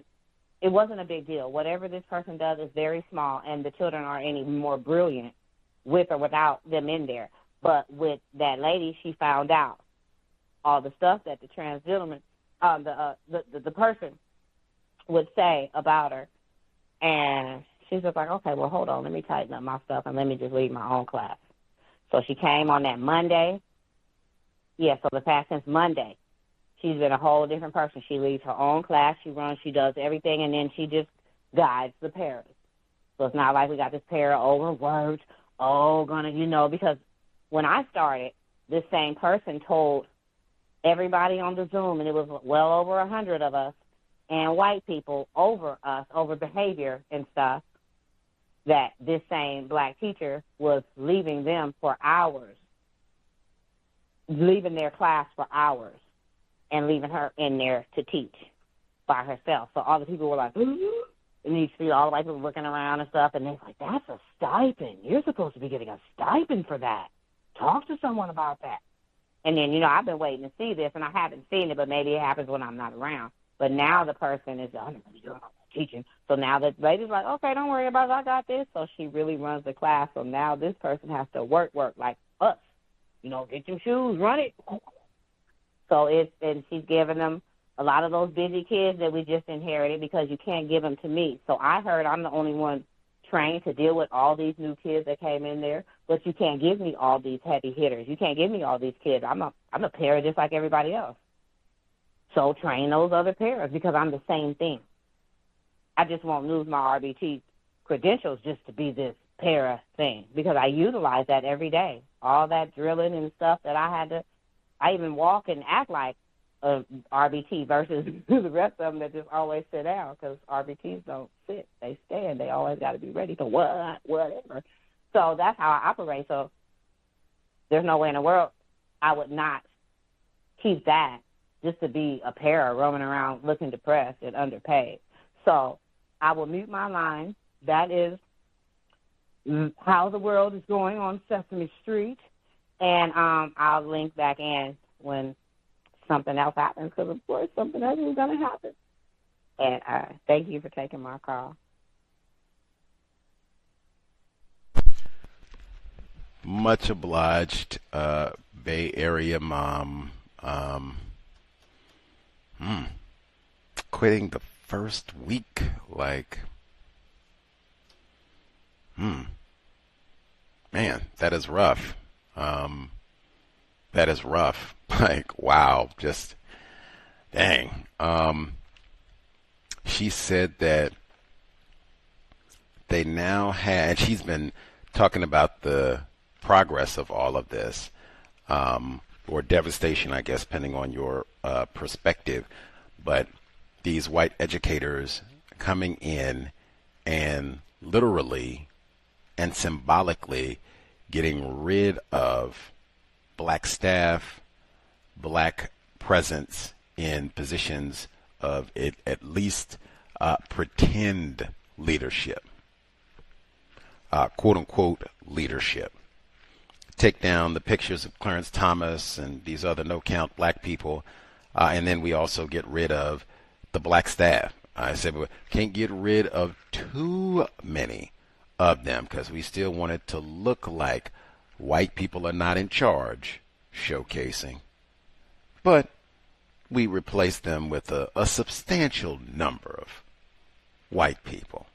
He even said, apparently we replace them with white people that theme white people who've not been trained or white people who don't have all of the credentials. So we need some of these black people to stay because they do have those necessary credentials and such. So we need some of them to stay just on that basis.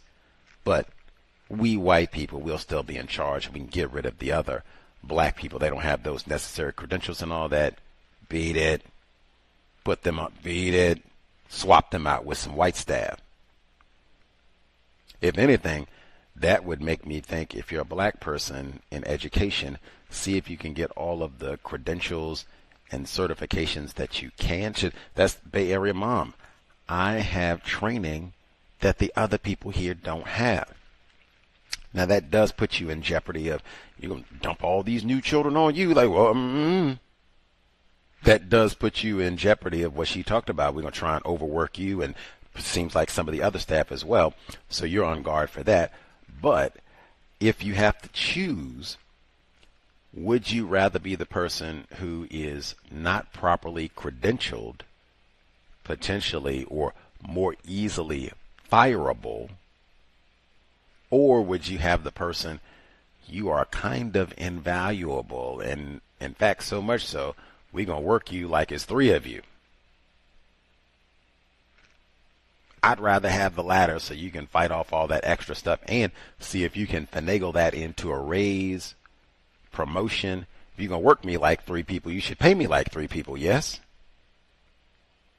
I see more upside potential for the latter than not being credentialed. She talked about she said if it gets too white, the blacks will take flight. Wow. Pithy, succinct. Why they probably want to retain a certain amount of black people to be showcased. They say, white people didn't take over the school. Wait a minute, that's not true. Look at here. See? The having 4 principals. I mean, I guess I've heard maybe that sort of thing for like a high school, especially if it's a really big school. Like sometimes they have the, thousands of students, that type of thing. I don't know. That does seem kind of excessive for an elementary school. Normally they don't have like thousands and thousands of children at an elementary school. Not enough to warrant 4. But I'll say this, if you can have 4 vice principals, that should be a really well-run school. That should mean we got lots of well-trained, knowledgeable professionals with a lot of new, innovative ideas to help these students progress. Hey, we ain't going to have no lagful reading scores for long. We're going to put our brain together. We got 8 sets of eyeballs, at least. Might have some bifocals and contacts in there, but we got at least 8 sets of eyeballs. We got to be able to put our brain computer together and come up with all kinds of goodies and new strategies that we learned, all that education. Let's get to it. Now, we got people quitting the first week. We can't even train staff. How about let's do that? Address some of the staffing training shortages so that Bay Area mom won't be the only person who's qualified to deal with some of these children in a constructive, correct manner. Nah, we get to that. Nah. Just make sure we got that Clarence Thomas photo off the wall. Come on. And what are we going to do to address the reading deficiencies? That one right there, man, she said it seemed like we just funneling folks right on through so they get their orange jumpsuit. That might be one when you have non-Clemson grad and Mama C, Bay Area mom, parent as well. You'd want to do your research so you know all of that. Where are we going to be sending our child to? You can make better decisions about it. If this is an investment, where are we sending our child? We know all of this in advance so we can make better decisions. Incidentally, if you are one of those folks at the school, and I would, if you are classified as black, and let's say you're like Bay Area mom, where I have, altruistic concerns, and I took this job to help these young black children that these white teachers don't care about, and they're just coming through. I don't care about no Lakeisha, none of these folks here. I'm just here to do whatever time so I can get my loans paid off and put this on my resume, move forward, get my job, superintendent, big office, triple my salary, and, get gone. That being the case, if that's not me, I would say be on guard for your own health and well-being about being what they call burned out, where she said, hey, it's like I'm one of the only people that's trained to deal with some of these children. They can't dump all these new children on me. We gonna try. At least see if we can pawn all the really challenging children. We'll put them on her. Yeah, put them on her. That's the way we do it. Yeah. Come on.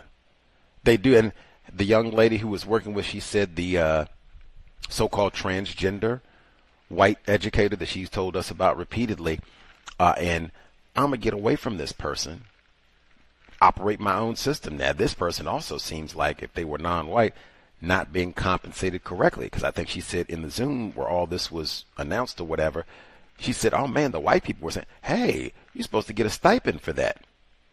There's tons of that where you have black people who are being overworked, sometimes haven't even been trained correctly, and they add all these extra duties and responsibilities where, oh man, if you're doing that, you're supposed to get time and a half. You're supposed to get double time. You're supposed to get an extra bonus for doing all of that. And some of this, you would have to have somebody tell you. That'd be a part of your training or what have you. This would be something that you might not necessarily automatically know if you've been hired and just been working this job a year or something. You might need some more experienced people, to those white people in the Zoom. Hey, that's a stipend. That's the sort of, that right there is why I say, hey, I don't care nothing about what you think about them Raiders, what they gonna do. Tell me, what bonuses and stipends does one qualify for while working at the school? Those are the types of conversations you want to. Let me write this down. It's hard to have fisticuffs when you're asking questions about bonuses, programs where you can earn a little extra money. It's hard to have. Generally, none of the reports that we heard today, that is not the origin of the, I got to run you off the road, I got to put a bullet in you. They didn't start with somebody asking about, now, what's the program where you can get the $50 bonus here and the stipend? That's what you want to be talking about all the time. Things in the workplace, correct training in the workplace. Do they have new programs in the workplace? She quit the first week. Oh, my goodness. Why? Oh, my goodness. What in the world? That's the sort of thing that you want to be informed about. not random gossip and sexual activity and foolishness. Local sports teams complaining about President Obama. Try to learn something so you know all the ways you can earn a stipend bonus in the world. Extra vacation days, anything that's going to be beneficial. Let's see. And the other people not being trained to deal with these children, in my view, that is a part of the abandonment of their duties, the white people I'm talking about at this school. Like, these are children, many of them black, who need the most help, and they can't even go around and get proper training. And then have folks who have all these anti-black attitudes and encouraging or being so toxic to the children that it encourages self-harm. Man, nauseating. That right there would be something also to think about now. Where are we sending our child to?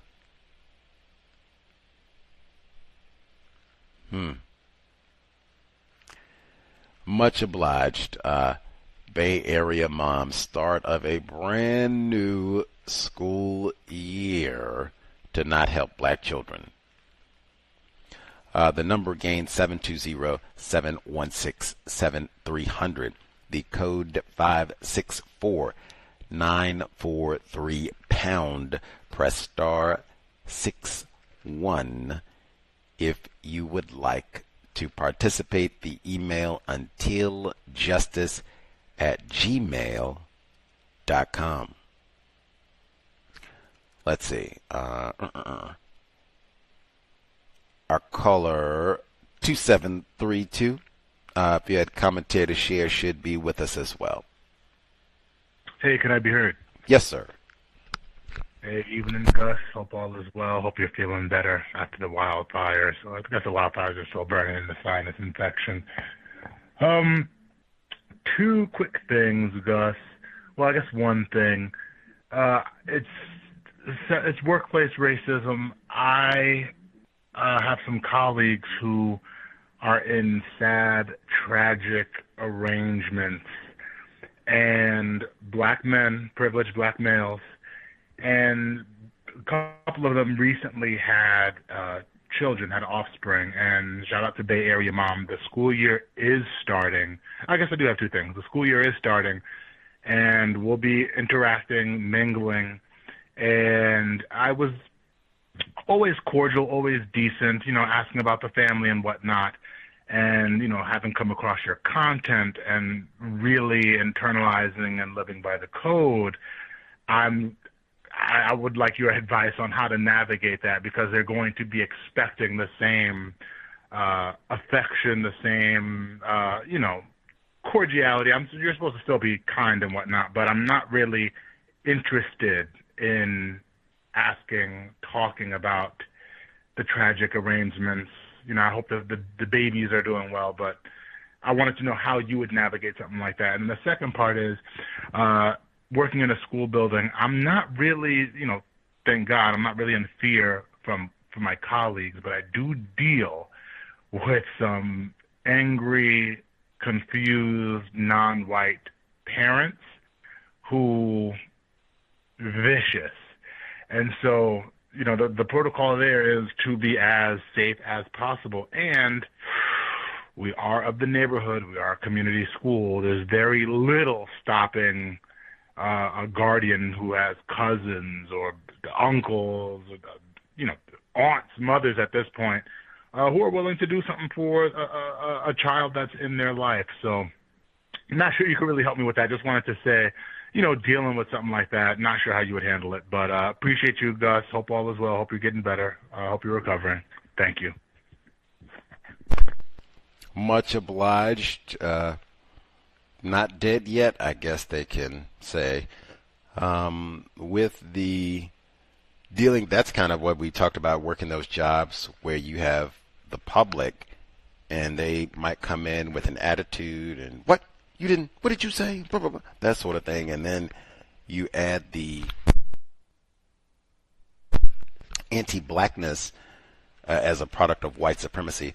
When you add that, it can get really volatile, where sometimes, I mean, hey, there are lots of reports, footage of attempted black parents, grandparents, aunties, uncles being banned and or dragged out of schools and facilities across the continent here in North America. Tons of those. I think it might be even worse, just based on, the reports from the workplace. It might be even worse going to a school where it's a lot of black teachers, black staff, black principal, that sort of thing. Like, oh my goodness, look at here, Leroy, let me tell you, and that sort of thing. I think we might be a little slightly more resident to do that sort of thing with people classified as white. But I could see where that could get really volatile, dangerous. If they come in and think you said something to their child, or if their child's grades or whatever the problem is that they're coming to address. Safety, as you said, that would be a big one. Trying to use that. They may be armed. Using my voice, that would be one I would make sure to talk in a public area, so that way other people can hear, see if the person's voice is rising, if we might need assistance to make sure that things remain calm. Might even remind them, certainly using my voice, that's going to be one where de-escalate. Hopefully it won't get ugly. Again, I don't know if this person is armed. People can get very emotional about their offspring. Just here to see if we can get this problem solved. We all want the best for your child, presumably. But it would be lots of de-escalate, using my voice. I don't know if y'all have a panic button or not, but certainly if it looks like, logic is not going to prevail, panic button. And as I said, I'd want to make sure this is in a public area so that I have other staff and people. Maybe y'all have a code worked out. If you don't have a panic button, like, we are going to need, boom, security, other staff in here for support. Frequently, I'm not going to say all the time, but frequently people will be a little bit more calm if, there's the resource officer, security, or now there's 4 or 5 other staff. Sometimes that can calm people down a little bit, like, okay, let me get it together. But it would be lots of de-escalation, using, other staff, your team, so that you can communicate, and hopefully even talking about this, since there have been all the school shootings and all of that. That hopefully is a part of the school safety environment. Dill, Reb may be a problem, but then Sue and the rest of them, Colt 45's dad, when they come up here acting a fool, what do we do to keep ourselves safe? And just even when parent comes in, maybe even having someone, because I know a lot of schools now you have to register as a visitor and all the rest of it, but even just having someone who has an extra set of eyes on them during the discussion, so that they can kind of be, they look like they're getting a little rowdy. Let's make sure, that sort of thing. That way everyone is in the know about what's happening, so that we can minimize being caught off guard. Most of the time they don't just come right in and pow, start bopping people. Most of the time there's at least some dialogue about what's going on, and you did this to little Leroy Jr. and blah, blah, blah. There's a buildup. So hopefully if people are paying attention, they can catch and intercept. And then if not, you can marshal resources necessary to keep folks safe. With the tragic arrangements, I say my policy, same thing I've been saying today. Even if the person, he is in attempted marriage with a black person who has 8 great-grandparents, all born in Louisiana. Even if that is the case, I still do not encourage chatting about the offspring and where did you all go on summer vacation and all the children stuff. I would not encourage that either. Why is it? We heard black males I have no idea how all of that started, but black males repeatedly getting into some sort of conflict, talking about something personal or not job related, and now we got a shootout. I discourage all of that to begin with. Let's just stay focused on the job. You don't have to be nasty or rude about it if they present a fund. I'm talking if this is a black person showing off their black child and black mom. I'm not saying you have to be rude. Get that trash out of here. I'm not saying you have to do that, but just I'm not volunteering photographs. I'm not going to solicit any information or pictures or even ask them about their family. It might be just a real generic hope you and everybody are good, but that's not even something I would entertain. I don't know this person. That's not even what the basis of our relationship should be about in my view. In my view, let's focus on the job. You know about the stipend program that they got here? Oh, okay. You know about the bonus program? There's so many things to talk about on the job. We can build rapport around that. Doing our job, getting a raise together, we will have rapport like you would not believe. That's what we want to be chatted up about. So for me, okay, tragic arrangement, like I certainly don't support that, but it would just be, the same of I'm not going to encourage this. I'm not being rude or brusque. Great. Everybody's doing great. Right on. And just pivoting back to the workplace. Now, I've noted individuals, non-white people, victims of racism who, if they behaved in a certain manner on the job, meaning if they went to happy hour, had drinks with their coworkers, exchanged pictures like, oh, we went to the beach this weekend and this is where we went on vacation. We had a cookout and had all these folks over.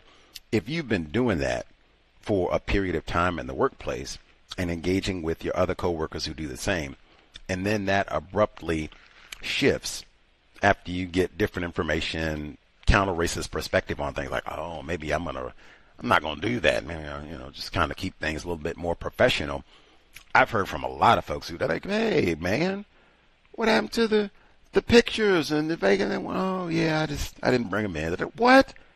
Oh, man, and what's wrong with you? We used to have a good time. You're not going to happy hour? You don't want to know? Man, what's going on? I've heard from many non-white people where they've said, wow, it was stark because it was such a difference in their behavior. Again, I still say be courteous, speak, morning, afternoon, Ronnie, good to see you, blah, blah, blah, all that good stuff. We're talking all about workplace. Hopefully we've had lots of workplace conversations before, so we'll have even more of them now.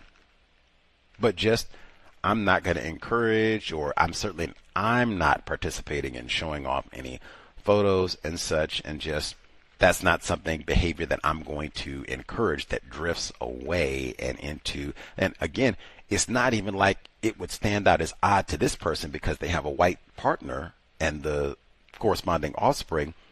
This would be my behavior for everyone. So, oh, okay, just being professional. Oh, okay.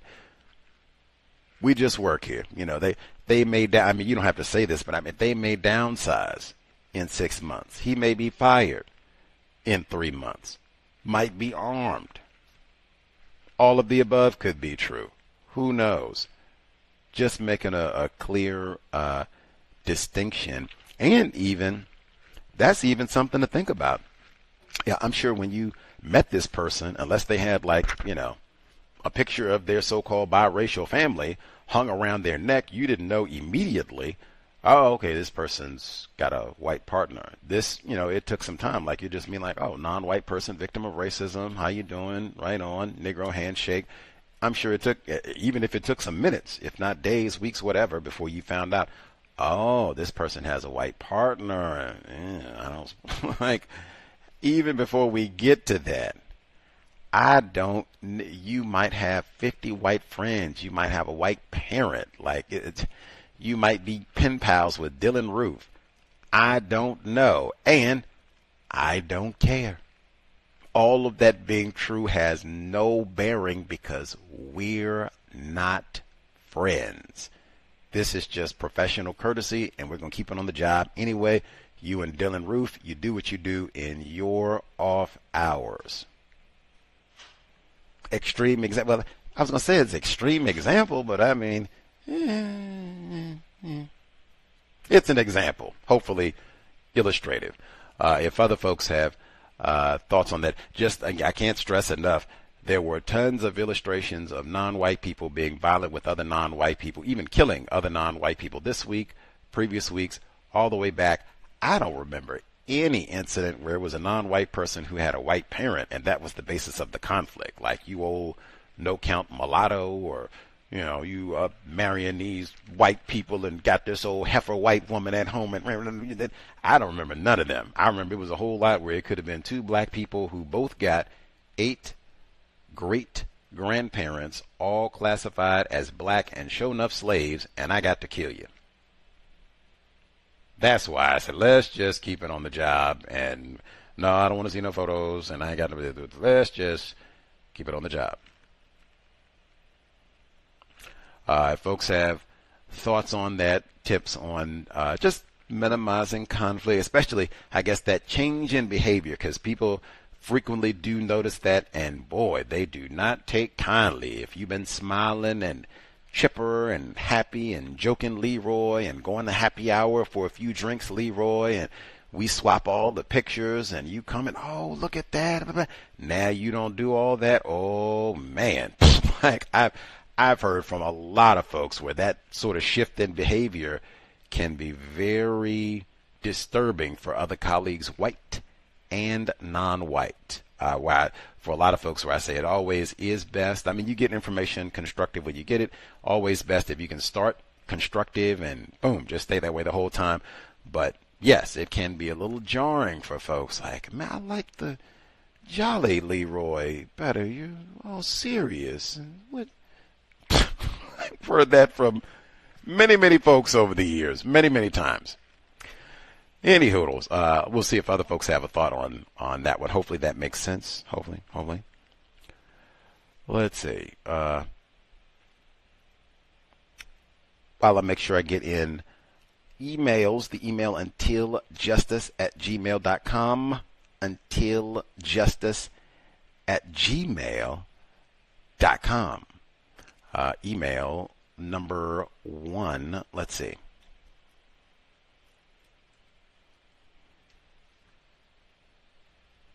Email number 1. Hi, Gus, Cal's audience. I reported that Tristan had given me a negative appraisal and told me to look for another job.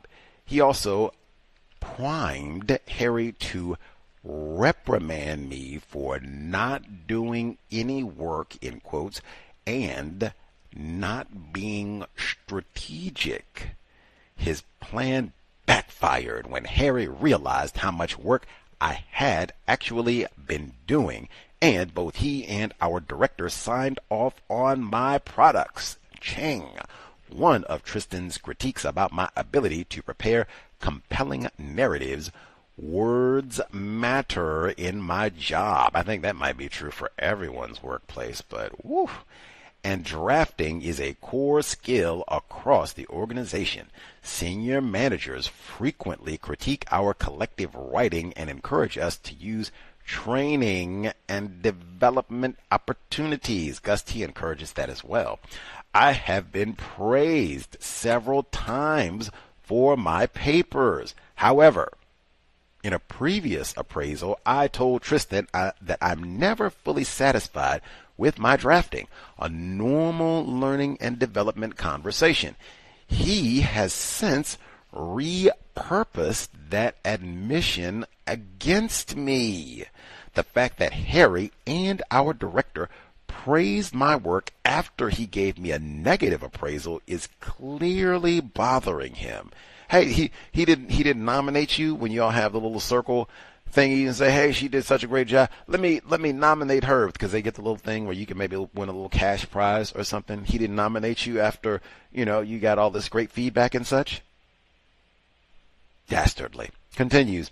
He asked me to prepare a narrative for the work I'm leading. I had already told Harry I would draft a paper for senior leaders, and Tristan emailed me removing Harry from the chain, thanking me for offering to write the report, but reminding me he wanted the narrative. I replied, Of course. I drafted the report, prepared the narrative, and added a more detailed summary document that builds on the narrative. I explained that we could use both, but the summary is likely the most relevant. I also prepared 2 additional products requiring senior management approval. Once he realized senior managers would be cited on the work, he began trying to minimize my contribution and reduce my exposure. Suddenly, the narrative was no longer required, and the report didn't need to be published. My approach is sound. I checked the previous iteration of this project, and the structure aligns with the established precedent. Either he is assuming I wouldn't know this, or he doesn't know it himself. He described my plan as overkill and pointed to a few major points to work through, which were in fact minor. Tomorrow I will email the papers to Harry, explain the plan I've developed, and CC Tristan. He is on leave, which gives me a legitimate reason to go directly to Harry. Ah, how fortuitous. Finally, workplace attire has been discussed many times on the C.O.W.S. Last Friday, I was in the glass lift that overlooks one of the cafes. I saw a white woman wearing an outfit similar to the one below. So this is like a white woman wearing sunglasses, very dark sunglasses, long sleeve button down shirt that is not tucked in, and then that's kind of excessively baggy, not tucked in, and then looks like it could even be like a pajama outfit. It looks like it could be like a button down pajama top and then pajama shorts, like literally. That's what it looks like to me. It could be like a summertime pajama outfit with a pajama button down top that's really baggy, loose fitting, and then the pajama shorts that are matching color and have kind of a lacy bottom to the shorts that stop barely below your genitals on your thighs. That's what it looks like to me, a kind of somewhat risque pajama outfit. I personally would say, because it looks like pajamas, this is not acceptable workplace attire. To me, it looks like pajamas. Now, it might just be I can't read fashion well, and, this is the hot, new set for the summertime.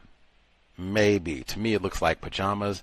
I do not think, and it might be the sunglasses, too, that makes it kind of look like she just rolled out of bed and that sort of thing. I would not recommend anything that looks like, even if it's your cutest pajama set, I would not recommend anything like that. I just said no Crocs in the workplace. I just said no sandals. Certainly no. I say don't wear pajamas in public. Forget the workplace. No pajamas in public. You leave the house, you need to have on clothing, not your bedwear. Why? We are in a system of white supremacy racism. Like, anything could happen. Even if you are just going like 2 blocks down the road to the grocery store. Tops.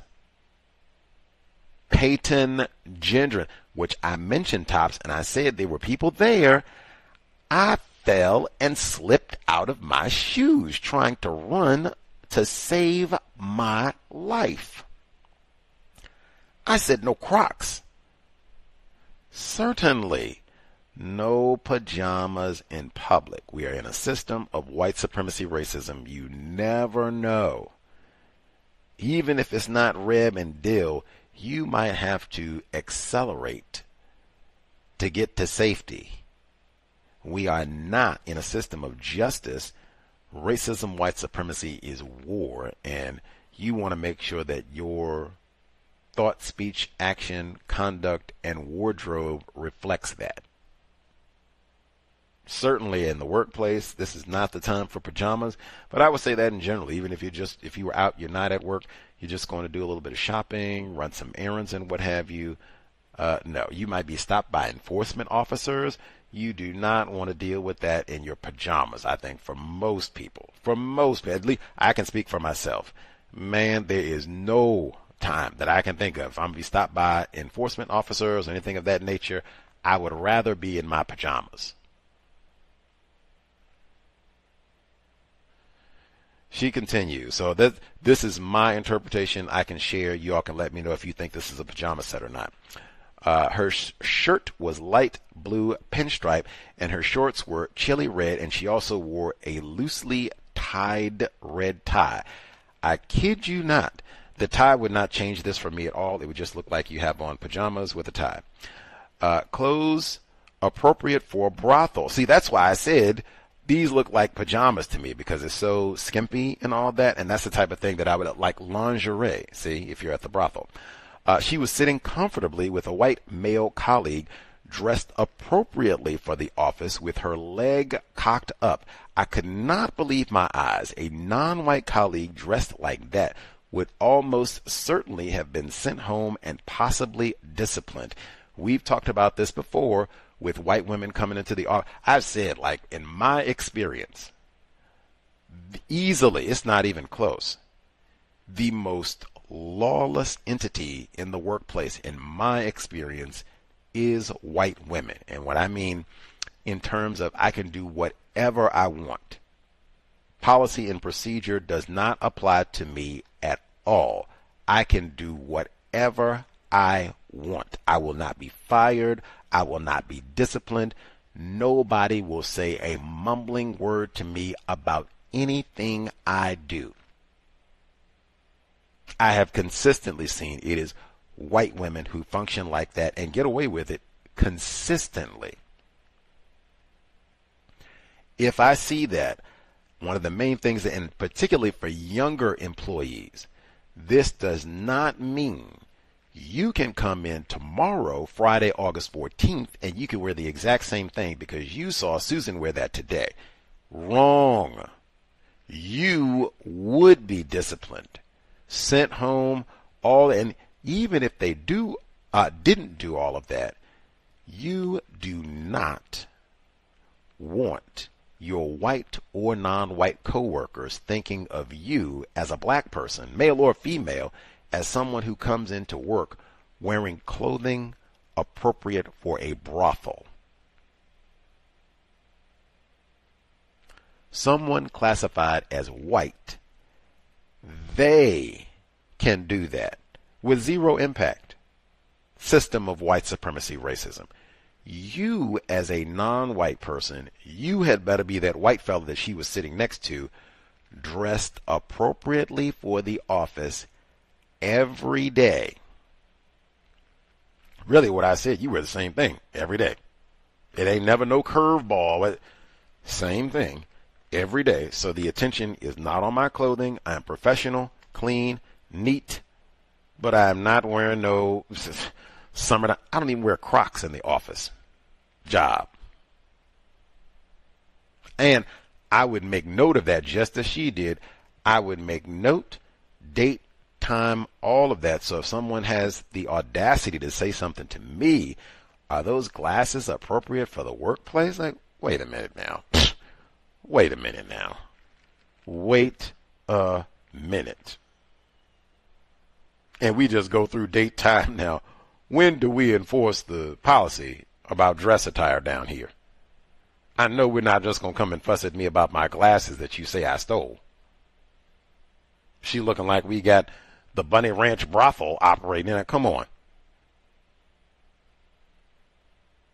Can't emphasize enough, I would not take this as license to wear anything you want.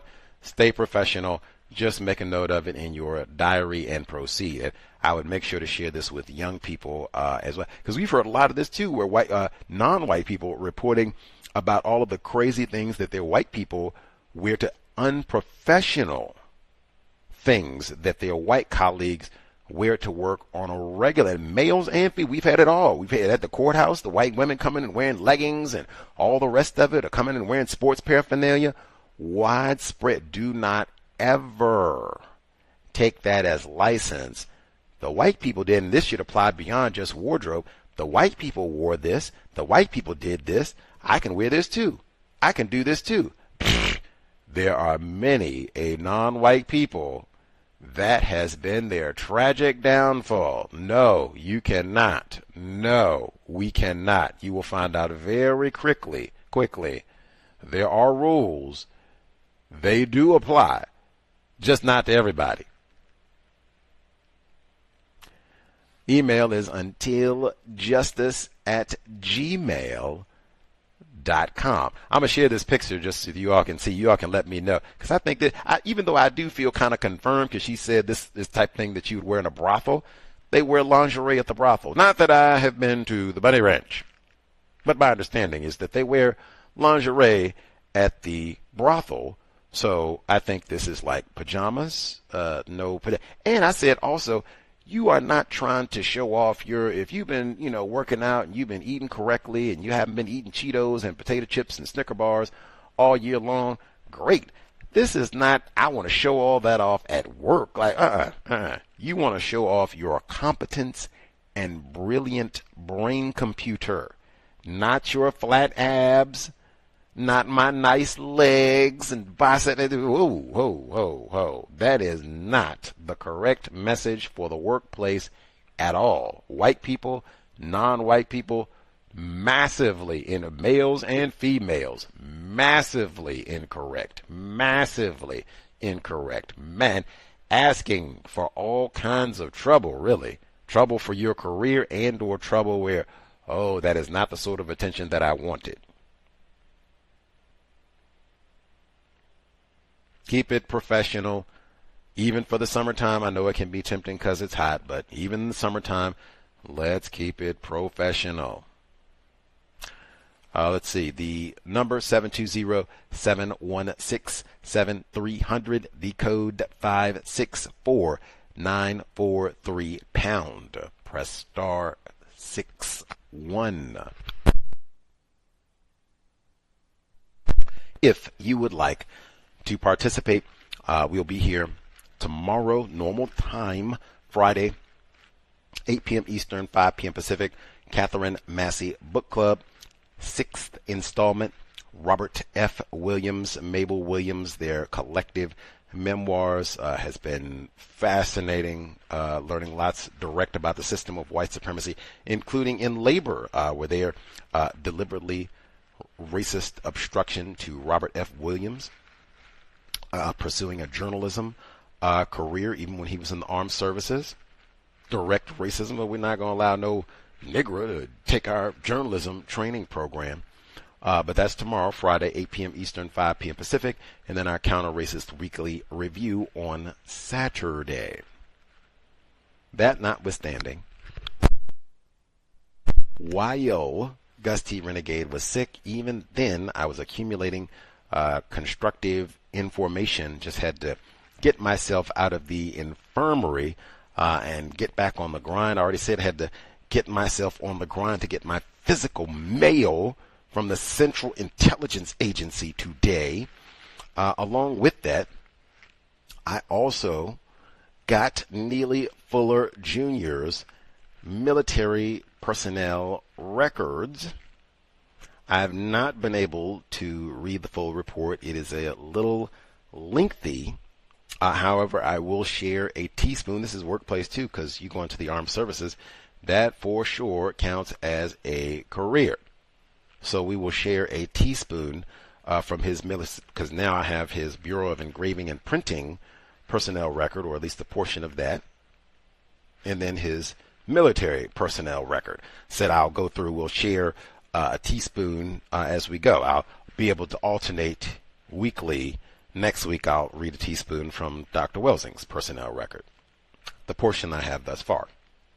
Okay, so this is from Mr. Fuller's military personnel record from the report period of the 25th of July 1956 to the 3rd of November, 1959. Mr. Fuller's current duties: Air Force SAFSC 64151, organizational supply specialist responsible for airborne communications field maintenance, flight line maintenance, bench stock supplies. And then it goes on to talk about his understanding of his duties. How well does he get along with others? Always works in harmony with others. An excellent team worker. What efforts does he make in improving himself? Always seeks out opportunities and expends extra effort to improve himself. They said that when he worked at the Bureau of Engraving and Printing as well. Let's see.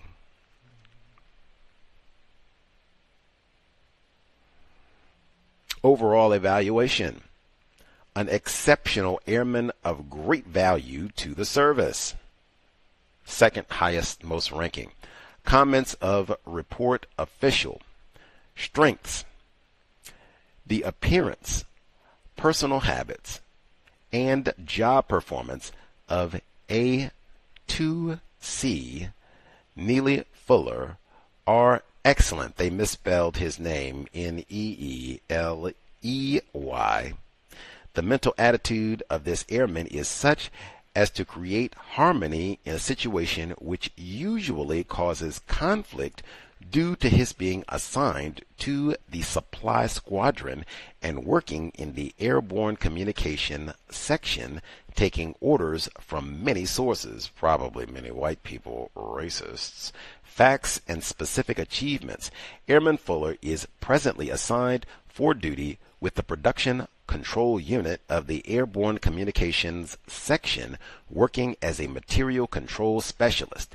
His untiring efforts in many overtime hours setting up and maintaining the bench stock supplies for field maintenance, flight line maintenance, and test equipment maintenance in accordance with AFM 661 and AFR 671 has enabled the communications section to continue operating smoothly and efficiently during this transformation period.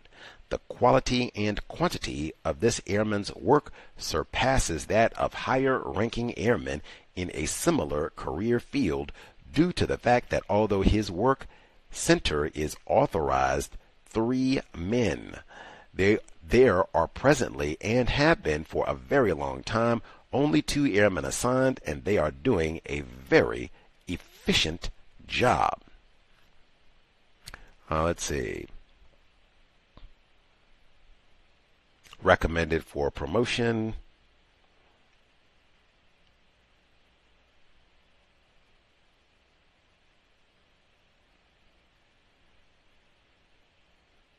Okay, that's all for that report, but I will share a teaspoon more as I've had an opportunity to kind of dig through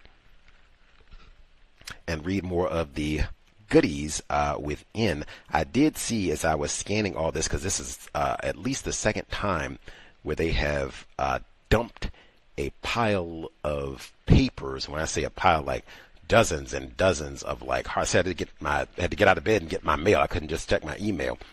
This is the second time that they dumped. When I got his personnel records from the Bureau of Engraving and Printing, there was also a big bundle of paper, so then I had to sit and take all that time to go and scan all of it to make it digital and searchable, so it'd be a lot easier to read and more accessible on many platforms. And then I don't have to worry about spilling and all the rest with the paper. But as I was going through and scanning, I saw where this is again in Mr. Fuller's military personnel file. He lists some of his occupations where he worked at a hotel. His father, Neely Fuller Sr., owned a hotel, so nepotism. He worked there, but he also listed cartoonist. I cracked up, even though I knew this. He talked to us here at the C.O.W.S back in 2010. about him wanting to be a cartoonist before. And I cracked up laughing like, wow, he listed that as an occupation in his military file. And then I stopped laughing and said, man, does anyone have any of these drawings that Mr. Fuller did? That would be worth some money. Like, I would pay to see, like, they have any paintings or, sketches that he, Mr. Fuller's painting of the Washington Monument, Mr. Fuller, he'd do a sketch of Minister Malcolm X, even if they looked like stick figures. Like, even that would be hilarious. But does anybody have the drawings of Neely Fuller Jr.? That would be, quite a little treasure to hold on to. But I did see that in the military file. Apparently, he was serious enough for it to be listed. And not even like Illustrator or what have you, cartoonist. So, like, did he do the whole, like, comic strip with like writings and all of that, Boondocks, a la Boondocks, the way it started? Come on.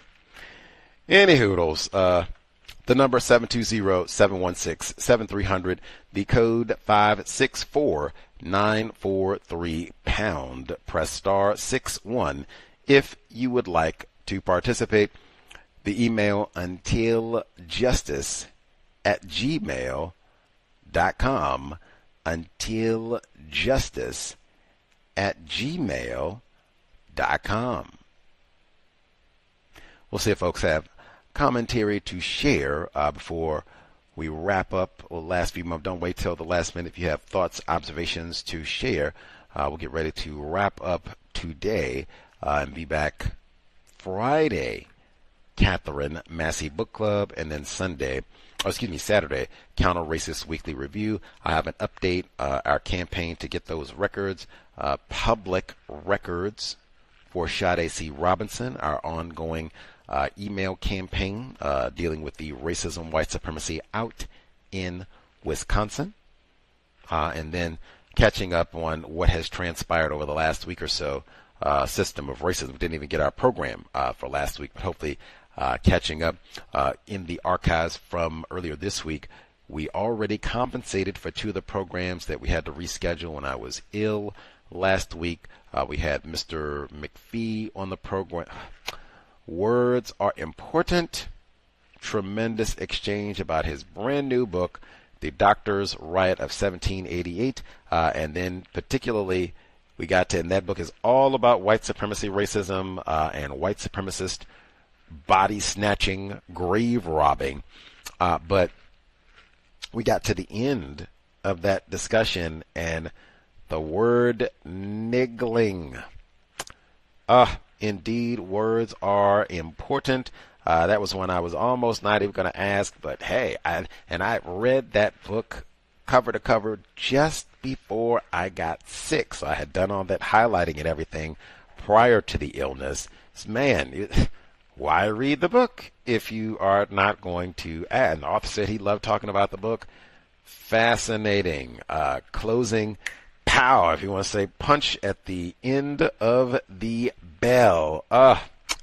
Niggling, which is a word we have discussed on the cows before. Niggling.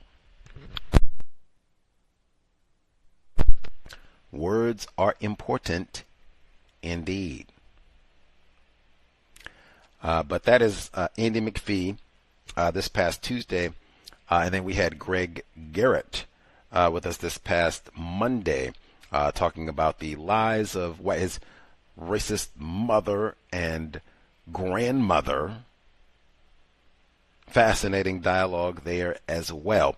But getting back on task, on schedule, looking forward to having more white guests join us to wrap up the summer of 2026. Context of white supremacy. Invest if you think the program is constructive. Hit the blog racism-notes.blogspot.com.